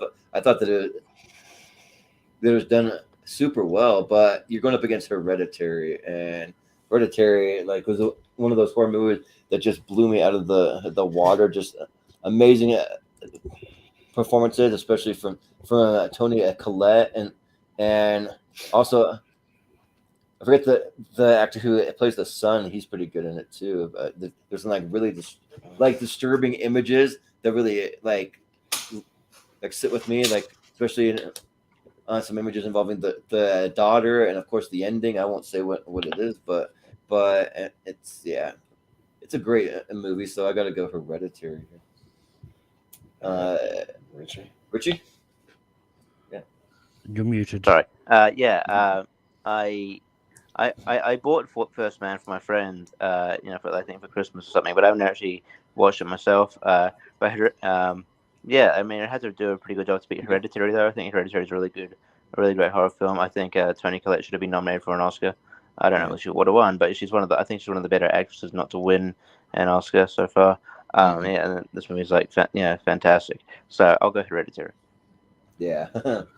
Well, Maelcolm, what do you think? I believe Toni Collette was nominated for Muriel's Reading, if I'm correct on that. Both these movies are really close together for me. I remember when I first saw Hereditary, like I just really wasn't that impressed with it. On a rewatch, it got better. I think the other movie that Ari Aster did, I don't know if it's coming up in this one, if it's in the next tournament tomorrow, but is better. But I am going to go Hereditary. Ooh, and Austin pieced out during the horror part, but I'm gonna see if he's in the green. Nope. All right. Well, then I guess what are the votes at? I think it's gonna be Hereditary. I believe it's going to be Hereditary, as I don't think anyone sort of voted. Yeah. For, yeah. If Austin wants to get some thoughts on it, maybe the internet like went wonky, but yeah. I was about to say, is it his time for the internet? Yeah, it might be. Yeah, but it hasn't been doing it that often. But maybe it did. I mean, we can ask him quickly in the chat. Because I think Hereditary is moving on regardless. Something. Oh, the modem shut off for some reason. Yeah. All right. Well, Hereditary's moving on anyway, so we can go to the next one. So the next one is Can You Ever Forgive Me versus the McCarthy. Oh yeah. Two Melissa McCarthy's. All right. Okay, and I believe that it would have been Austin first, probably, right? Is that where we were? I think it started off because I think Austin was going to be the last one upon that. Oh, so I okay, think so maybe it's Richie first. Okay, Richie. Yeah. What do you think? It's kind of funny. Can you forgive me for making Happy Time Murders? Yeah, sure. Because Happy Time Murders had a good, it's a good premise. It's made by Jim Henson's son. I was like, oh yeah, cool. I like this trailer. All the good bits are in the trailer. Yeah, they're in the trailer. Yeah. And then it's just I think it didn't really go in with the comedy. It felt like it took itself too seriously, I think, and it was just a bit jarring. But Can You Forgive Me is a great example of how Melissa McCarthy is a great actress. Like, she was fantastic for me. Her Richard E. Grant, I think they're phenomenal. So yeah, I guess that's where my vote would go. Is Can You Forgive Me? Yeah, sounds good. Well, Maelcolm, what do you think? Yeah, I mean, this is actually pretty easy. I mean, we probably didn't need to vote on this one. Yeah, right. We could have maybe just passed it. But... Can You Ever Forgive Me is the better movie easily. And talking about actresses busy in 2018, Melissa McCarthy's another one because she does have another one coming up. But yeah, my vote's going to Can You Forgive Me and Austin's back. Yeah, okay. Oh, I just looked over and my modem completely just shit the bed for some reason. I have no idea why. That was completely. I didn't touch anything. I have no idea. What was the thing over there? Yeah. Did everybody vote for Hereditary? Yeah, we all voted for it. So I mean, if you want to say something about it, you can. I would have shown some love for First Man. I saw it in IMAX. Let it look fucking fantastic. Like, it was incredible. Yeah, and the score of that movie I listened to a lot. I think it's really good, but that's fine. Yeah. And I was about to say, fucking 2 Melissa McCarthy movies pass. Yeah, right. Yeah. Jesus. Well, it's your turn to vote. So if you want, Happy Time Murders was fucking horrible. So I guess Can You Forgive Me? But whatever. Yeah, I guess. Yeah, I was just saying that. Yeah, all the best bits are in the trailer. They're all in the trailer. It could have been such a fun movie, and they do nothing with that premise. It's just awful. Yeah, well, instead of leaning into the comedy, they play it serious. Oh, let's do a murder mystery. Like, that's stupid. Just make it a comedy. Yeah, they should have made it a straight up comedy because I was actually looking forward to this movie because I'm like, oh, they're gonna do Muppets R-rated. That sounds cool, and they're gonna have some R-rated comedy, and then it's directed by Brian Henson, which I'm like, yeah. Like, they barely even do anything with it. Yeah, the funniest bit in the trailer when he's jizzing all over the room or whatever. But besides that though, and they repeat the joke. If you watch the movie, they do that fucking joke twice. Yeah, they did it twice, and for Can You Forgive Me? I haven't seen it yet, but I really do want to see it because this just shows that Melissa McCarthy is a great actor, but it made me a little nervous because Ben Falcone is actually in the movie, and every movie they do together. Why do you keep doing movies? Stop doing movies together. That's stop doing movies with your. Look, your husband might be a nice guy. He's just not. He's not talented at what he does. No. He's just not or just let him go out and do his own thing, and you don't have to be in all of his movies, But I mean, I will say Can You Ever Forgive Me is legit a actual good Melissa McCarthy movie. Even though he's in it, Ben Falcone did not direct it. I know, but the ones he directed, Tammy, The Boss, Life of the Party, Thunder. He also directed the terrible Netflix show, which I think was set in Australia. It was filmed in Australia, called God's Favorite. Was it God? Oh. Yeah, where he's God's favorite neighbor. It is horrendous. But I got friends with that. It's one of those ones any movie Melissa McCarthy is in that's directed by Ben Falcone is. And by the way, when I was watching Thor: Love and Thunder and Melissa McCarthy showed up, that's when I checked out of that movie. I was like, "Fuck off." I was just like, "Oh my god!" I threw my hands up in the air. Or we're scrolling back to the top, but that's fine. I don't know if you. That was the last one anyway. Okay. Oh, okay. Okay. All right. Just So making sure. we'll So, fly through these middle yeah. ones, and then we just got to record the Sweet 16. So Yeah. which would be after this, so Yeah, whichever ones move on with this one. So Yeah. So the winners of this one, I guess, will move on to the championship. okay. And So, I will show Richie the other side just so Richie knows what they beat. Oh yeah. oh yeah. Yeah, you can like move it over Oh, that's far enough right. to see it. I'll come. I'll see when I come to it. Well, yeah, because you bumped off after a couple of them, right? So, Yeah, I'll see it when you come to it. It's all good. Okay, so Maelcolm, you're up first. Yeah, Vice and Hey You Give. Yeah, I mean, as I said before with Vice, I'm not a fan of it. Hate You Give is a really good movie, and I want to see that get a lot of love. So Hate You Give. Yeah. Austin. I'm going with Vice. I like Vice. Yeah, this one's kind of interesting because I saw Vice and I thought that it was good, and I thought some of the performances in it were good. But like Adam McKay's just kind of hit and miss. There's stuff that he does that I love, and other things he does that I'm kind of like, like it's all right. But like he did Anchorman, and he did what's the one about the housing market? That one was Big pretty Short. good. Big Short's good. Yeah, Big Short's good. Yeah. So, but Vice was fine, but like I don't think that it was the fault of any of the actors. Like I think all the performances are like really really solid. So and just because I haven't seen The Hate You Give, I'll vote Vice. So Richie. I haven't seen Vice. I'll go The Hate You Give. Oh, Yeah. I actually haven't seen both of them, so Oh. but I think All right. The Hate You Give is more my speed. Yeah. Okay, Got a tie. first tie. So Richie. Richie, All right. you can stick I mean, with it? I'm not passionate about either one, so why not? I'll go Vice. Sure, yeah. Boo. Yeah, Vice. So Vice Oh. moves over to the championship. I'm Yeah, sorry. Vice moves to the championship. All right. All right. Hate You Give is legit the better movie, but I don't know. I like Vice. I think Vice is good. Yeah. Oh, I think it's fine good. with that. I'm fine with that. All right, moving on. Yeah. All right. Widows, They should yes, not. they Grow should old. not grow old. Yeah, I'll go. They should not grow old. Yeah, I'll go. They shall not grow. Richie. Can I just say, what did that They Should Not Grow Old beat? In a phase. Den of Thieves with Gerard Butler and 50 Cent. Which one? Den of Thieves with Gerard Butler and 50 Oh, Cent. okay, yeah, the one that. Yeah. All right, Yeah. that generic movie. The Heat knockoff. That's Yeah, probably the a good one reason why with- they not go one. The Heat through. knockoff, You know yeah. what? Just because I got New Zealand sort of roots, and I've been to the music sort of exhibition about this documentary, and it's really great. So I'll go. They Should Not Grow Old as well. Yeah. Maelcolm? Yeah, still haven't seen either. They should not grow old.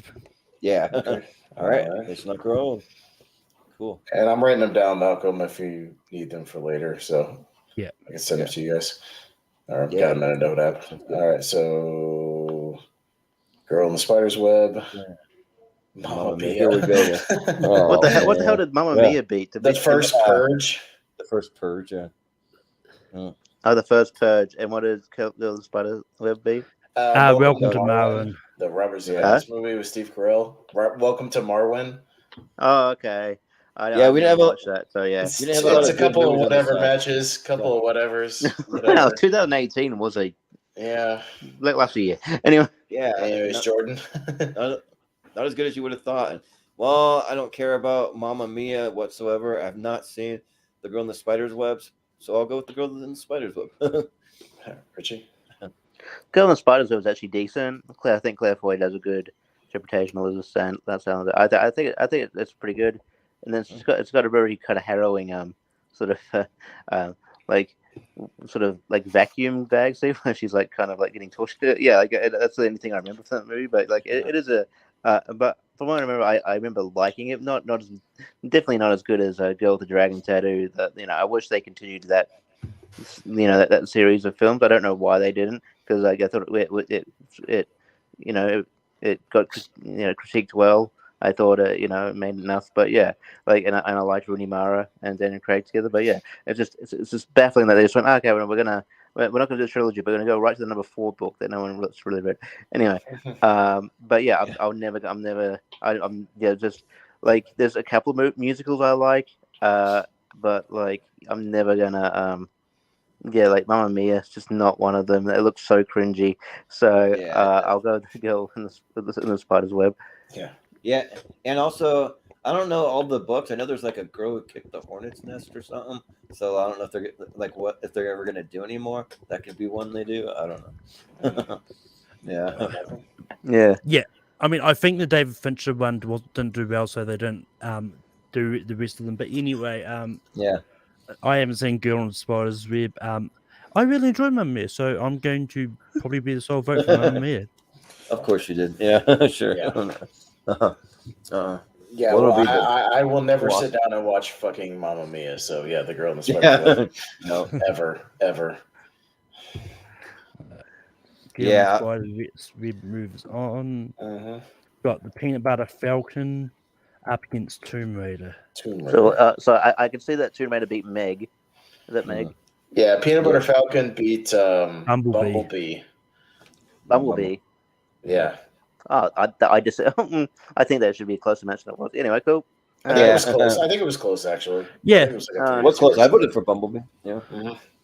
All right. Yeah. Well, yeah. I pretty much. Yeah. All right. Cool. Also, porn bots are here. Ooh. God, always.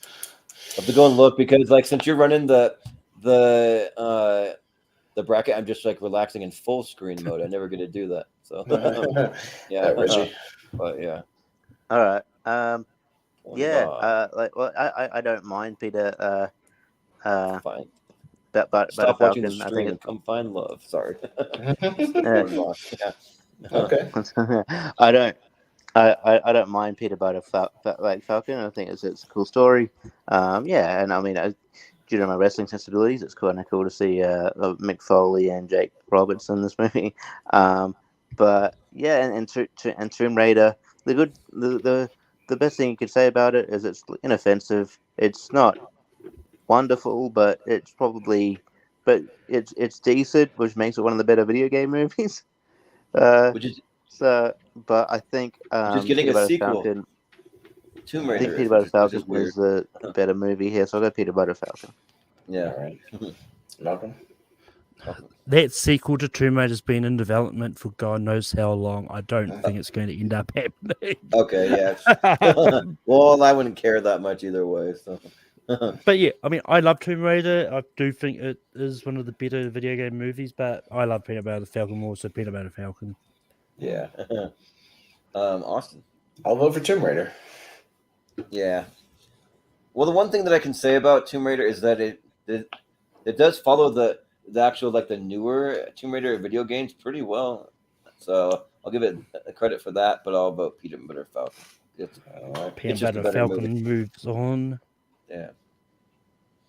And next up, we've got Ralph Breaks the Internet and Isle of Dogs. All right, so an animated match. Who did that? Yeah, I'm gonna. You know what I'm gonna ask? What does that go? Ralph beats Suspiria, the remake, and Isle of Dogs beats Super Troopers 2. Oh yeah. Okay. Yeah. Suspiria remake's alright, but yeah, you know that's fine. Dude. That's good. Yeah. Malcolm.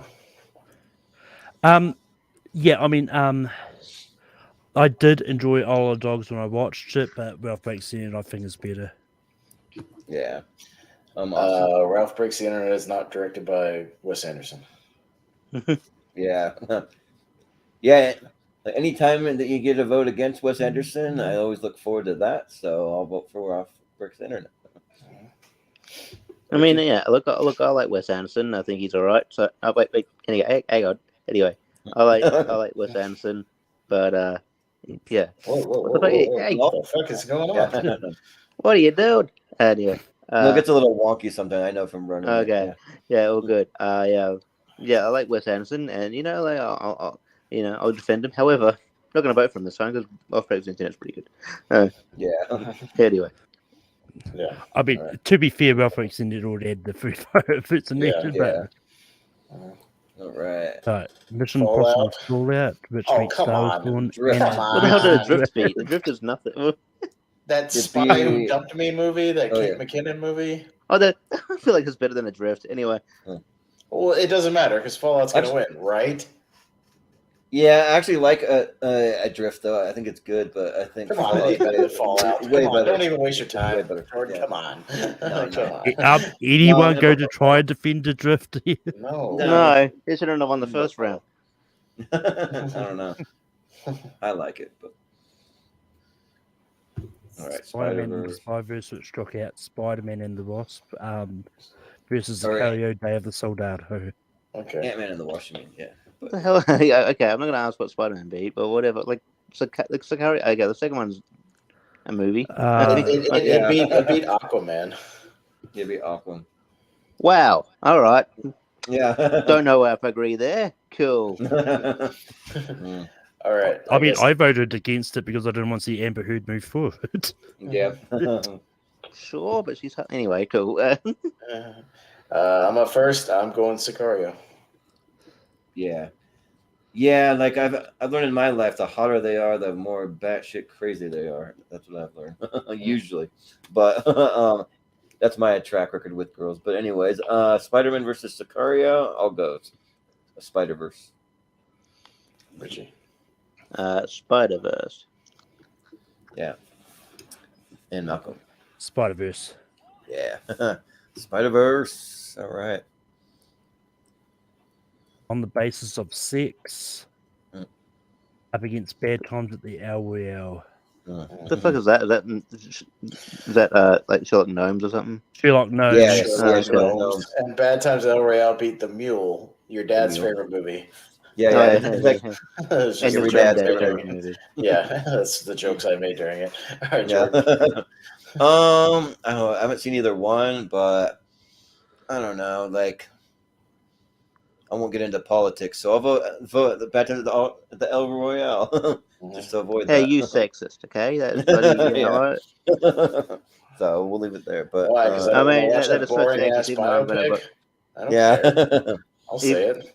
Even Yeah. though I'm going to vote for Bad Times at Royale, that movie is fucking great, and it didn't get enough love. That movie rules. I was gonna say some people worship Ruth Gator Ginsburg, and I'm just like, don't worship her. Just she's good. She's a great person, but don't worship her. Malcolm. I mean, I haven't seen On the Basis of Sex one. I probably will check it out because I do like Felicity Jones and stuff. But I'm gonna go Bad Times at the El Royale. Yeah, I'll do Bad Times as well. Yeah. Is that it? Yep. Last one. Cool. We got half of those movies. Well, those movies will be going, and we got the first Yeah, those half. movies are going on the championship. We'll get the other 8 here. 1917. Blockers. Right. Wow. Yeah. Richie? This is a weird matchup. Yeah. 1917. Oh, Malcolm. Yeah, I like blockers. I've got to go 1917. Yeah. Austin? Yeah, 1917. Yeah, like part of me kind of wants to vote blockers just because like 1917 makes it so many times, but it deserves it. So 1917. Well, isn't the idea of your ladder thing, though, to see which movies can make it the farthest? Yeah. So Maybe 1917 might be one of those ones that holds on for like an entire decade. I don't know. Yeah. It might, Maybe. yeah. Maybe. Never know. Yeah. I was thinking maybe Spider-Man No Way Home would do it, but it didn't make it here. Yeah. 1917. Booksmart. Booksmart up against can be another one. Boy Erased. That makes it. Malcolm. Yeah. I like both of these movies. I've got to go Boy Erased though. Yeah. Booksmart. Yeah. Like I need to ask Preston why Nicole Kidman's face is like weird to look at. I don't know. Like he kind of like said that. I mean, I don't know. I think she's kind of an overrated actress, but that's about it. But I will go with Booksmart. I haven't seen Boy Erased. So. Richard. I mean, she doesn't emote that much, and Australia tends to overrate her abilities. Like she's like the godsend to acting. When she's fine. There's better actresses that don't. Yeah, she's fine. Yeah. There's better actresses that don't put the spotlight on as much in Hollywood. But yeah, I'll go Boy Erased. Okay, Yeah. it's a tie. So Maelcolm. Ooh. You know what? I'm going to change my mind on this. Partly because I just realised I actually do have Booksmart higher with no pick these. So I'm going yeah. to Booksmart. Okay. I also want to see how far, like through all the decades or like all the years that Booksmart can make it. Yeah, well, Booksmart's hanging on to the championship episode, so we'll still hang on. Okay. Yeah, still hanging on. All right, keep going. Also, I think part of the reason why Paul doesn't like Nicole Kidman as much as he probably sees her a lot at AMC. Yeah, that damn AMC thing. Like Yeah, over and But over we've again. got Black Panther versus Maze Runner Death Cure. All right, so I'm up first. I'm going to go Maze Runner. Yeah, you know what? I'm going to go Maze Runner also. Even though I have my Black Panther hat standing by, I just can't. Black Panther's a tad overrated. Sorry, just sad to say it. I think Tad it's overrated. I actually love Black Panther, but I love the Death Cure. That final fight is one of the worst CGI pieces of shit ever. Fucking horrible. Like, go and watch that shit. It's like PlayStation 2 like quality. It's bad. It's bad. Really bad. Well, Richie? Well, I mean, I feel like I know this is going. Because look, if I vote Black Panther and Maelcolm votes Black Panther, the tiebreak will come to Austin. He'll go Death Cure, and if I go Death Cure, you go Black Panther. So either then way, it will just be Death Cure. So I might as well just say Death Cure. Yeah, may as well just let Austin hang on to his tiebreak. Maelcolm? Yeah, I'm going to go Black Panther. Right. So Death Cure is making the championship. Hey! Yeah, let's go. Chance is going to be mad. Where the fuck is Black Panther? I know, yeah. Oh, yeah, he's going to shit all over. Like, we were having a conversation about the championship. I'm like, yeah, you can just come in and just trash all of our picks. We'll probably have some weird ones. Mm-hmm. No, we got Simple Favor versus Tag. What? Yeah. Who's that Jordan? first? Jordan. Oh, well, I actually really like Tag. I think it's fun. Like, I don't really care about Ed Helms in the movie, but all the rest of them I actually really like. So, and I don't even know what a Simple Favor is. So, Are you serious? You don't know? Like, it's a cool thing. I don't know what a Simple Favor is either. Oh, really? Okay. Oh, yeah. You can tell us what it is. It's a Paul Feig movie. It's not like a comedy though. It's it's like one with Anna Kendrick where she's playing like some kind of psycho. She's like a blogger, and then she makes she house sits with and then she's kind of crazy. But yeah, it's kind of I'm not doing it justice. But yeah, I feel like Paul Feig has fallen off a lot in the last 6-7 years. Just personally, he hasn't been good since Heavyweights. I mean, let's just face it. No, a Simple Favor is way better than Tag, so I'll go Simple Favor. Yeah, I mean, I do like both these movies, but I do have Tag higher, so I'm going to go Tag. Ooh, Tag. All right, Austin. I'm not wasting my fucking tiebreaker on this, so I'll say Tag, I guess. Tag in the championship. Yes. Tag in the fucking championship. Wow. All right. Just got an easy bracket. Yeah. Mary Poppins Returns up against Love, Simon. Richie. Yeah. God, 2018 sucked. Anyway, yeah, it's not that good. Love Simon, I guess. Maelcolm? He's distracted for a second. Yeah, that's fine. Yeah, I mean, I love both of these movies, but yeah, I've got Love, Simon just slightly ahead of Mary Poppins Returns, so Love, Simon. Yeah. Austin? Haven't seen Love, Simon, but I imagine it's at least a movie that probably should have been made. Mary Poppins Return shouldn't have been made, so Love, Simon. Yeah. In the same way, I don't think Mary Poppins should have been made. I think that Love, Simon, probably should have. I'll use the same logic. So, Love, Simon. Yeah. All right. Did Richie go?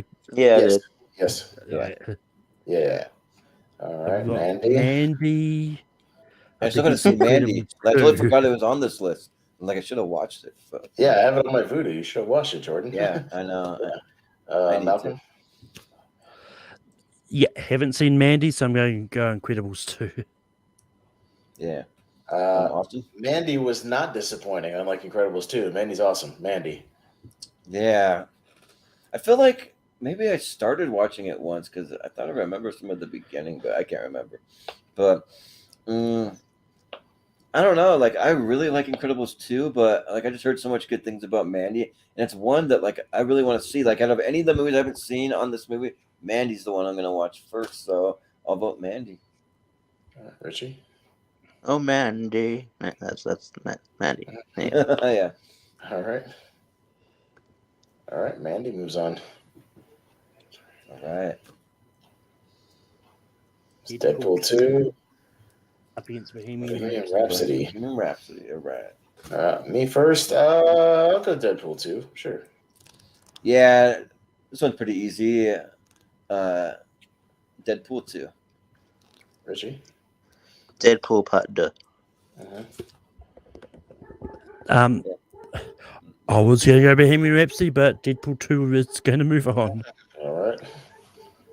Yeah, I just want to have Chris Scott on for something like this because he loves Bohemian Rhapsody. It's like one of his like favorite movies of the last few years, and he hates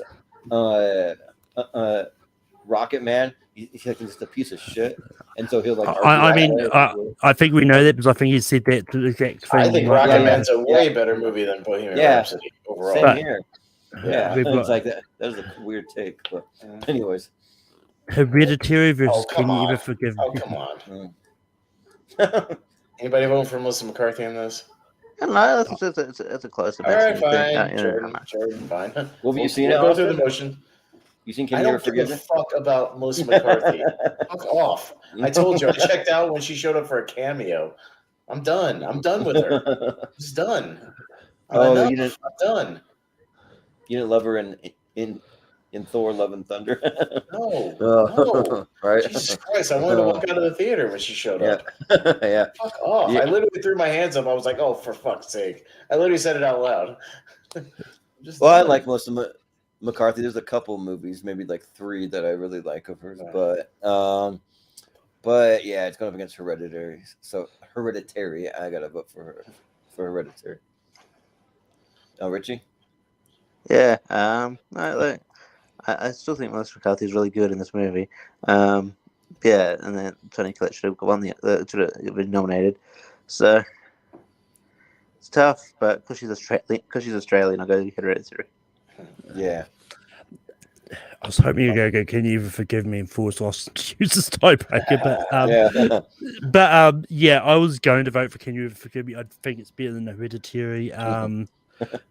But yeah, I mean, it's one of those ones like also I know you've seen your cheek down Melissa McCarthy. I'd say give Can You Forgive Me a shot because it might surprise you. So no, I'm good. Thanks. I'm good. Well, like some of her, like a few hit and miss comedies. Like I might actually rather watch Mary Queen of Scots. Oh, really?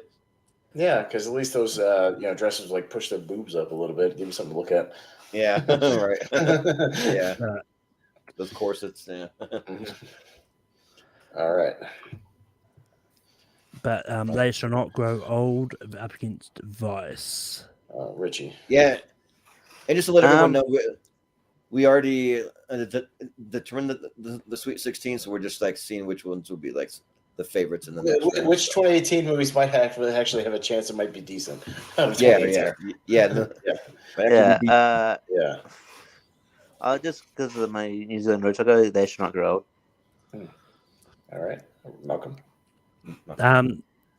Yeah, I mean, I still don't like Vice. So I'm gonna go They Shall Not Grow Old. Yeah. Vote for Vice. Why not? Yeah. Yeah, like I'm still kind of split on Vice because I love the performances, but the writing sucks in it, I think. So I think I'm just gonna vote for They Shall Not Grow Old. So all right. Yeah. They're still not well, but that's a surprising favorite. Yeah, right. Yeah. Yeah. Surprise. Still in Spider's the Web. surprise group up against Peanut Peanut Butter Butter Falcon. Malcolm. Peanut Butter Falcon. Peanut Butter Falcon. Yeah, Peanut Butter Falcon. Peanut Butter Falcon. All Yep. right.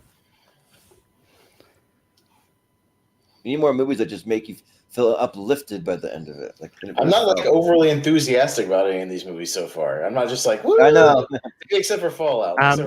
Which Fallout versus Ralph Breaks the Internet. Fallout. This way, like part 2 will be like all bangers, and the next one will be like really good movies. Fallout, yeah. Richie. Fallout. Yeah, Fallout. Yeah. Yeah, Fallout may be the one I'm like, yeah, I can see that. Yeah, I can see it winning. Yeah, I'm cool with that. Cool. Might be a favorite, yeah. Well, that's good. Spider-Man. And Spider-Verse. Bad Times at the El Royale. All right, Jordan. I haven't seen it Bad Times at the Royale, which is like what Paul Preston pointed out. It's like one of those double things, like ATM machine. Like NFL football. yeah, right, yeah. Yeah, so I'll go with Spider-Verse. Richie. I'm gonna go Bad Times at El Royale. I think this movie is underrated. Like I said, Chris Hemsworth is great. Yeah. Malcolm. Yeah, I'm going to go some Spider-Verse. All right, so it'll be Spider-Verse. Bad. I didn't vote yet, but that's. Oh fine. yeah, sorry. Are we gonna vote for it? Sorry. Bad Times El Royale doesn't give me a headache. Bad Times El Royale. Oh, we got a tie, and you can use your tie. Bad Times. All right. Bad Times, sure. Yeah, I'm in control here. I wasn't going to let you jump out of it. Yeah. Forgot you hadn't voted. I mean, Spider-Verse is already in the championship, so it doesn't really matter. Yeah. I'm sure it'll get voted on Wednesday. That's fine. Yeah. 1917 Booksmart. Oh, our two other movies from the other years. Yeah. Yeah. 2019 and 2020, right? Is that right? Yeah. No, both 2019, I think. Yeah. Booksmart's 2019. Yeah. Yeah, 1917 almost feels like a 2020 because it was released in December. It came out 2020 here. Yeah, almost. Yeah. Yeah. Richie? 1917. Malcolm? Yeah, this is legit the 4 in my 5, and I ranked these 1917. Yeah, 1917. Yeah, 1917. Yeah. Yeah, I got to go 1917. All right. Maze Runner Death Cure up against Tag. All right. Malcolm? Oh, right. Tag. Austin? This is easy. Maze Runner. Yeah. We're with the Death Cure. Richie? Death Cure. Yeah. Maze Runner it is. Okay. Oh.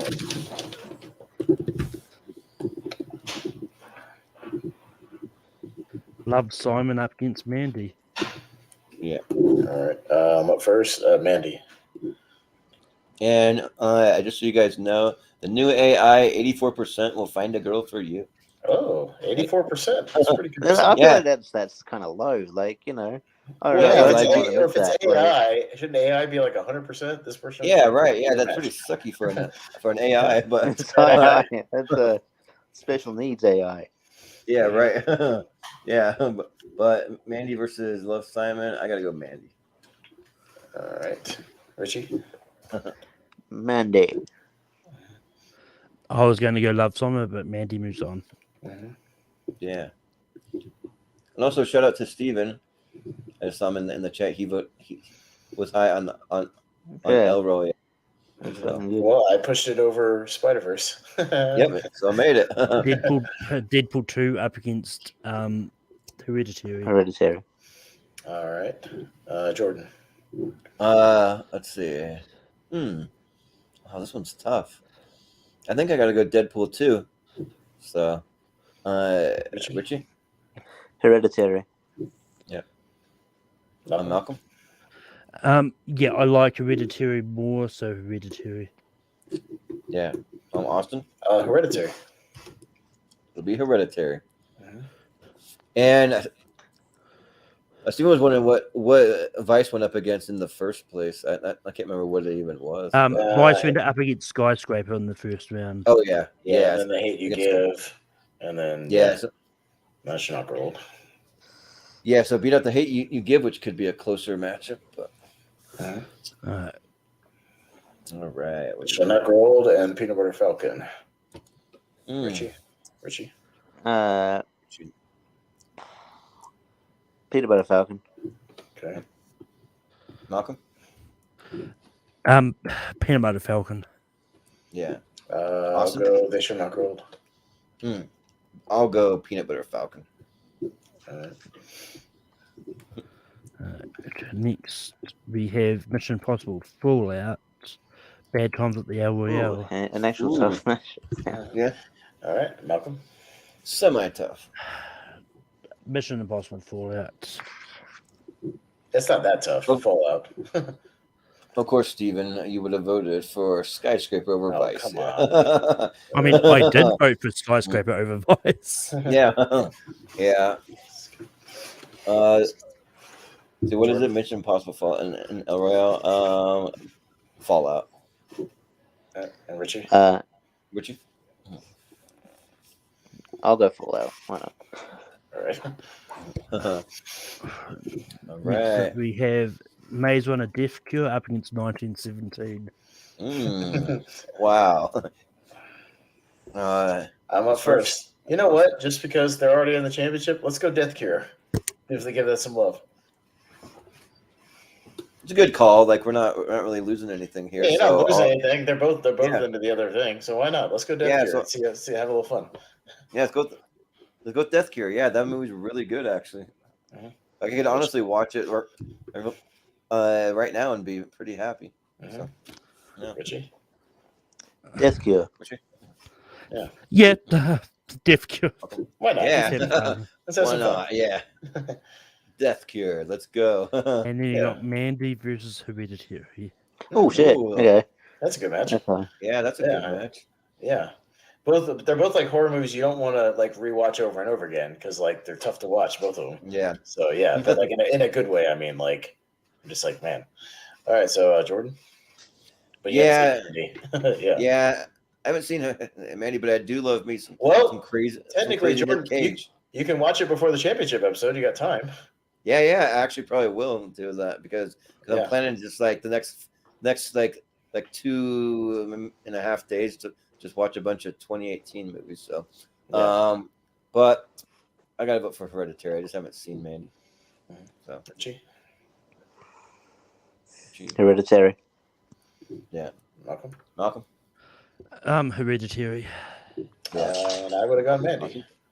Ooh, so it'll be Hereditary. All right, we're down to a final four. Is Mandy the same guy that did Colors Out of Space? Yes. Well, no, I maybe I can't remember.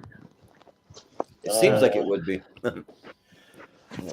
But no, Mandy is Panos Cosmatos, who did Beyond the Black Rainbow, I think. Yeah. But it's definitely an interesting mix of the final four because no superhero movies at all. We've got young adult, horror, action, drama. Yeah, right. It's a good mix, though. Yeah. All right, Richie. I like it. Fallout and Peanut Butter Falcon. So you got Fallout and Peanut Butter Falcon. Is that what it? Oh yeah. Fallout. And Maelcolm. You know what? Peanut Butter Falcon's already the championship. I'm going to vote for the actual 2018 movie Fallout. Yeah. I'll go Fallout for the best movies of the year. Yeah, you kind of gave me a reason to like champion the ones from the previous year, but at the same time, it's already going to be there. So I'll vote Fallout. Yeah. All right, Fallout. Fallout. Death Cure and Hereditary. Death Cure and Hereditary. All right, Maelcolm. This is fun because whichever goes up is going to be an easy decision when it comes to the final matchup. Yeah, right. Yeah. So I'm going to go Death Cure.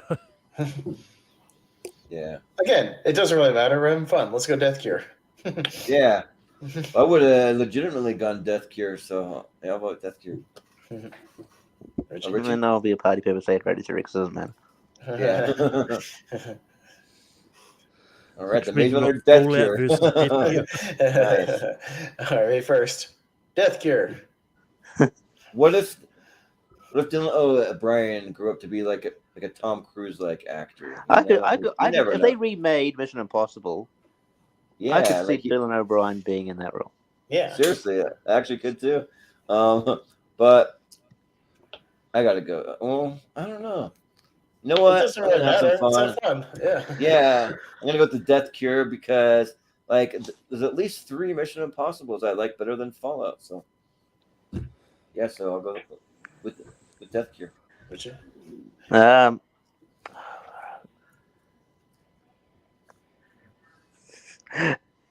Death Cure. Why the fuck not? Here you go. Steven Shepard says he's really surprised about the love for Death Cure. It's not a bad movie. We're having fun, Steven. But it's hardly a great one either. Yeah. Fun. Yeah.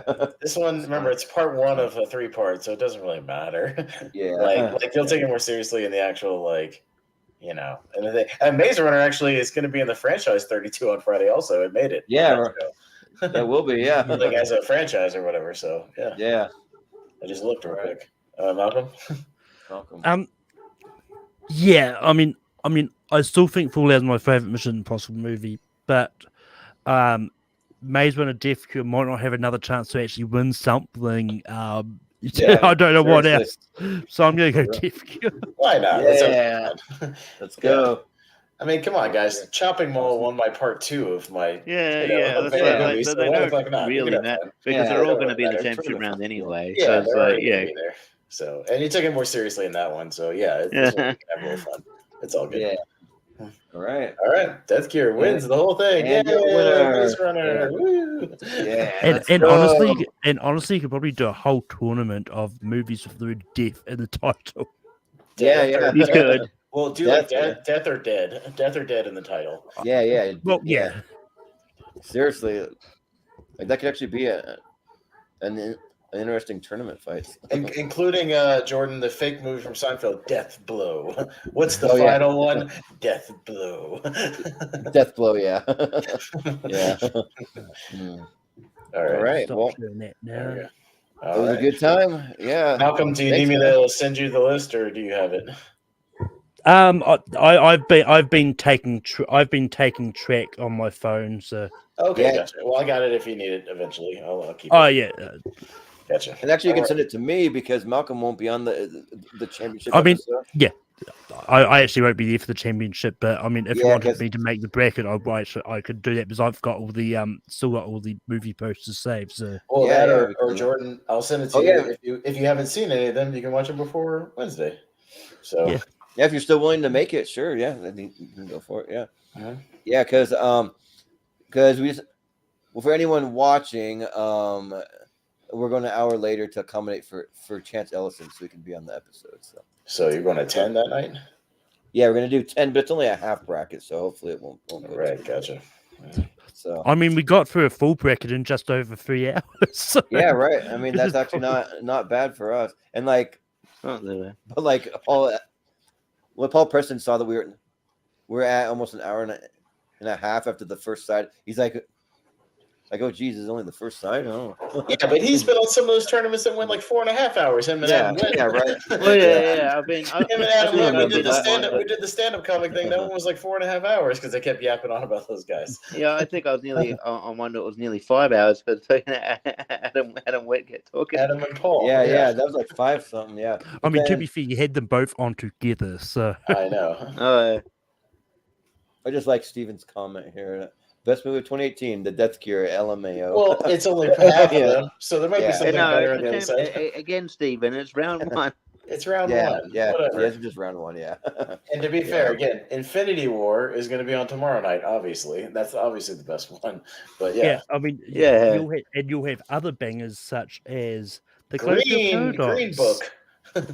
Venom, Smallfoot, Oh, man. but yeah, Smallfoot. Early Man, Yeah, we're gonna be in for some my weird God. Mortal Engines. The Mortal Ooh. Engines. No. Oh, hey, wait a minute. Halloween 2018 is pretty good.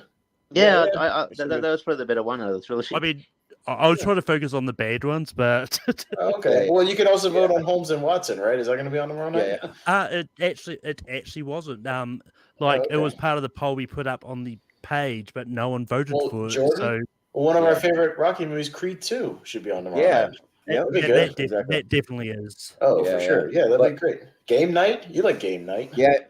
Oh, I love Game Night. That was on my favorite comedies. Yeah. Yeah. Yeah. So. there And you at go. least two more documentaries is coming out too, because 2018 was actually a good year for documentaries. Funny enough. Mhm. Nice. Yeah. And also, Stephen, we knew you were just joking. I know. Yeah. I know, it's all good. We know. We're joking too. yeah, That's why we voted for Death Cure. You think we did it There you go. legitimately? One of the engines makes the Death Kid look like a Well, yeah, we'll get to them. That is true. Yeah. But yeah, thanks guys. We'll go ahead and we'll do some plugs and that'll do it. So we'll start with Richie. Is Jordan going to get a chance to vote for his favorite movie, Pacific Rim Uprising? Yes, let's go. We're gonna fight hard for that Oh one. my god!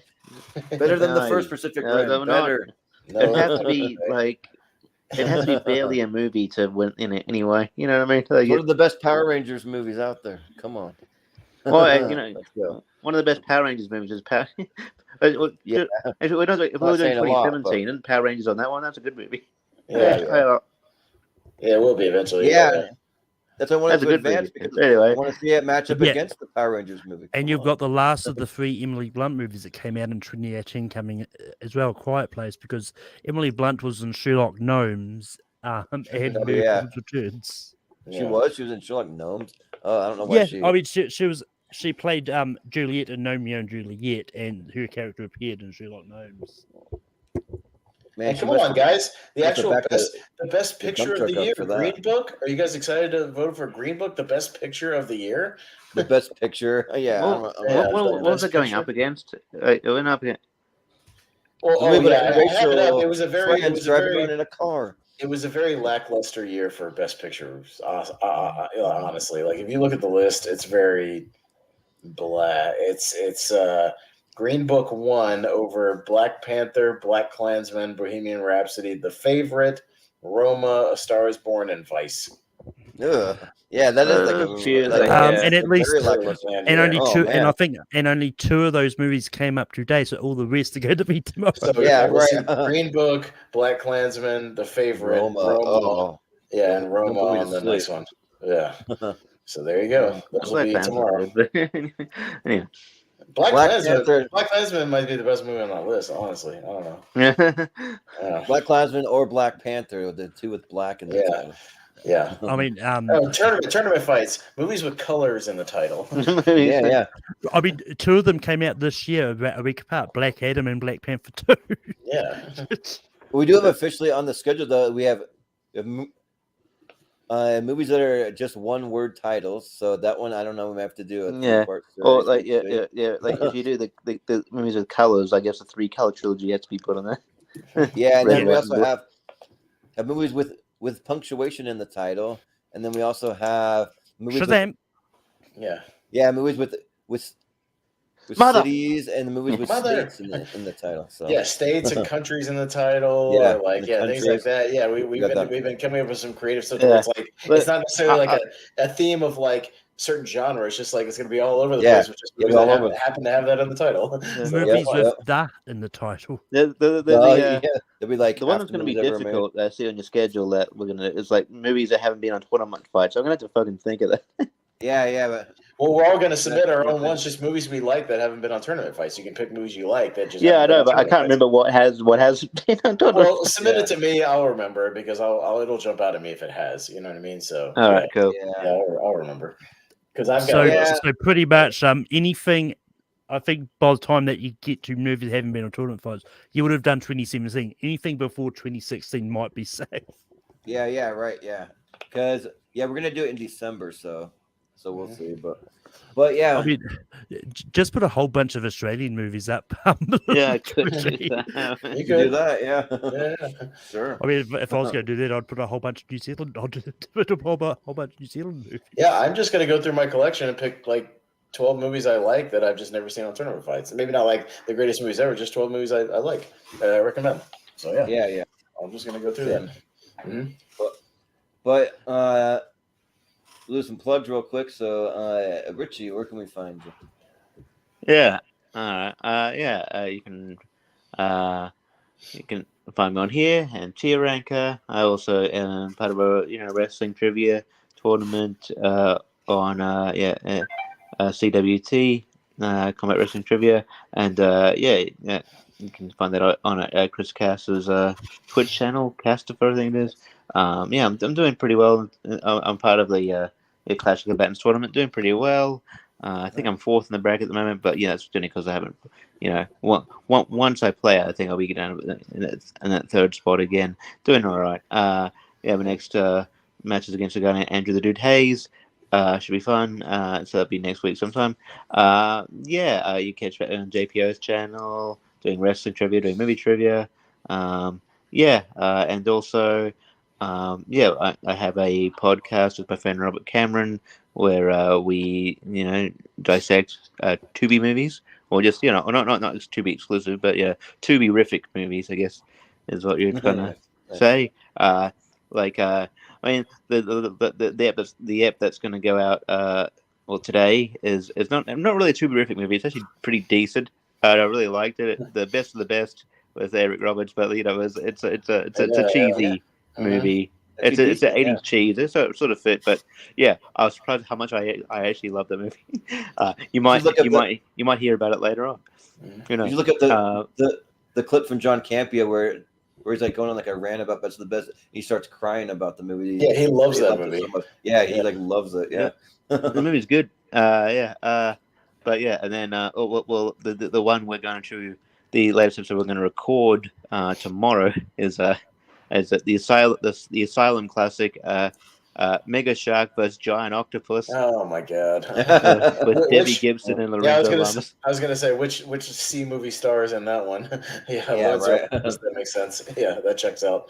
I think also marks the only Asylum film that came out that had a theater release, even though it was legit, even though it was limited. Okay. So, because people were like, yeah, this looks cool, and then I'm like, other than that, I'm around. I'll also be a battleground at some point facing Jake Tato. I think I'm really confident in my answers, so we get along pretty well. It'll probably be a bit wacky. I don't know how serious we'll take. Anyway, see what happens. Yeah. Sounds good. Well, Maelcolm, where can we find you?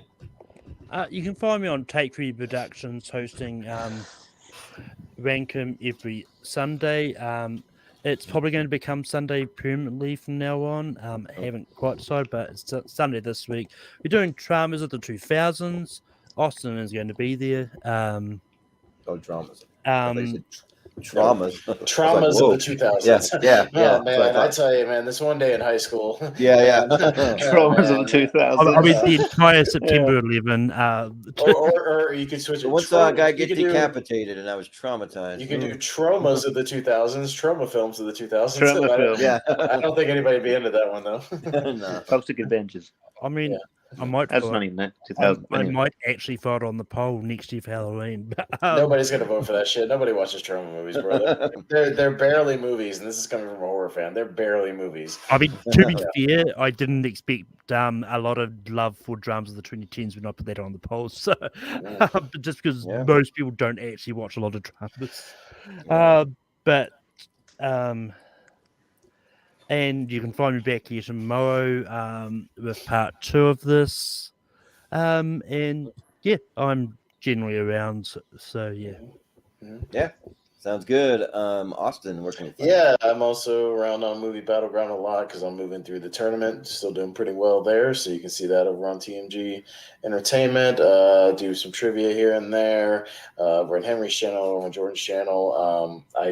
We kind of brought back Let's Rank stuff with me and Henry, but it's Let's Tier stuff. So we kind of get a panel and just go through the whole franchise or whatever we're ranking, just talk about each movie and throw them in a tier thing. So we're going to be doing Friday the 13th and Final Destination this week.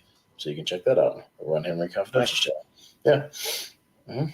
Nice. So just some leftover horror, Halloween kind of stuff before we move on to other things. Yeah. Sounds good.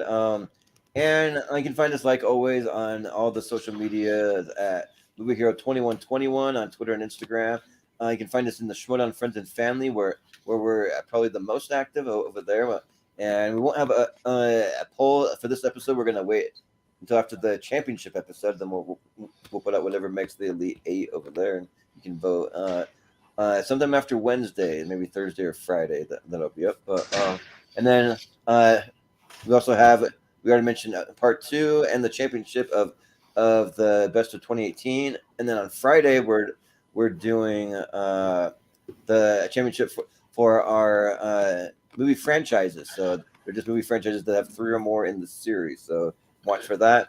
And then I'm trying to get out some more Snack Hero reviews because I have an overabundance of all these snacks. You can see the promo that's up live on the channel where I spread all my snacks out on my counter in my kitchen, and it literally it covers the entire counter. Like it's like crazy that I have that many snacks waiting to go. But I'm also in my busy season for my job, so I'm like trying to just balance everything out. So it'll be coming soon. I just gotta find time for that. But and this week's also very busy with all these other shows going on. But and also on top of that, I've been trying to get some more Chris reviews posted because he keeps sending them to me, and there's like probably over 30 that can still need to be uploaded to the channel. But and then also we have a Patreon. So if you go to patreon.com/movie hero, I actually just last night I posted an extended schedule that shows our schedule all the way till about the middle of April next year, but you have to be a Patreon to see out that far, and you can sign up for those episodes if you're a member of the Patreon. So you can see that over there, and then some exclusive episodes. We have an exclusive episode coming up. Actually, a week from tonight, we're going to be doing best wrestling intro / theme song. So Austin and Richie will both be on that. We're going to be able to actually play all the theme songs, which I think it'll be a test to see if we end up getting any copyright strikes. I don't think that we're going to, but in order to do it on the Patreon, you still have to make it as an unlisted video on YouTube, which I still think avoids the copyright, but I don't know for sure. So it'll be our test going forward. We can continue to do stuff like that, but yeah, I imagine it should be fine, but we'll see. But and just a couple weeks out, what we have coming up, we have Richie's 128 part 1 coming up. That's going to be Tuesday, November 22nd. So that's coming up. Cool. Yeah, so that'll be a fun to see what shows up on his favorite movies. We also have for our Thanksgiving episodes movies with the awkward family scenes, which we're going to have Benny Hamlin on the episode, aka Brother Lomas, talking about those. And yeah, just like any movies with like awkward dinner scenes, or like bringing the like boyfriend or girlfriend home to meet the parents, that kind of stuff. So, and then we have Brian Nussbaum's Top 128 Championship. We have Richie's Part 2 actually coming up sooner than you think on December 2nd. So they'll be not too far apart from each other. And then we have also we have Jordan Owens 128 Championship too. So just trying to funnel through some of these favorite episodes, and then we're gonna get back to the regular topics. Like we also have Ross Bristow's top 64. He's never done a 64, so we're gonna let him do a 64. Then we have best movie characters, or I'm sorry, best Christmas characters, I should say, from Christmas movies coming up. And then sooner than you think. We'll be into best movies of 2017, and I'll give you one bonus one. We got our Spielberg versus Scorsese versus Tarantino three-way matchup coming too. So that's a little bit of a month out. Like look to what we have going on for the channel. So yeah, but I think that will do it for us tonight. So thanks again, and also thanks to Maelcolm for making the bracket and running it tonight. So yeah. So for Richie, for Maelcolm, for Austin, for Paul Preston, for Aaron Connole, I've been Jordan, the movie hero Anderson, and we will see you next time.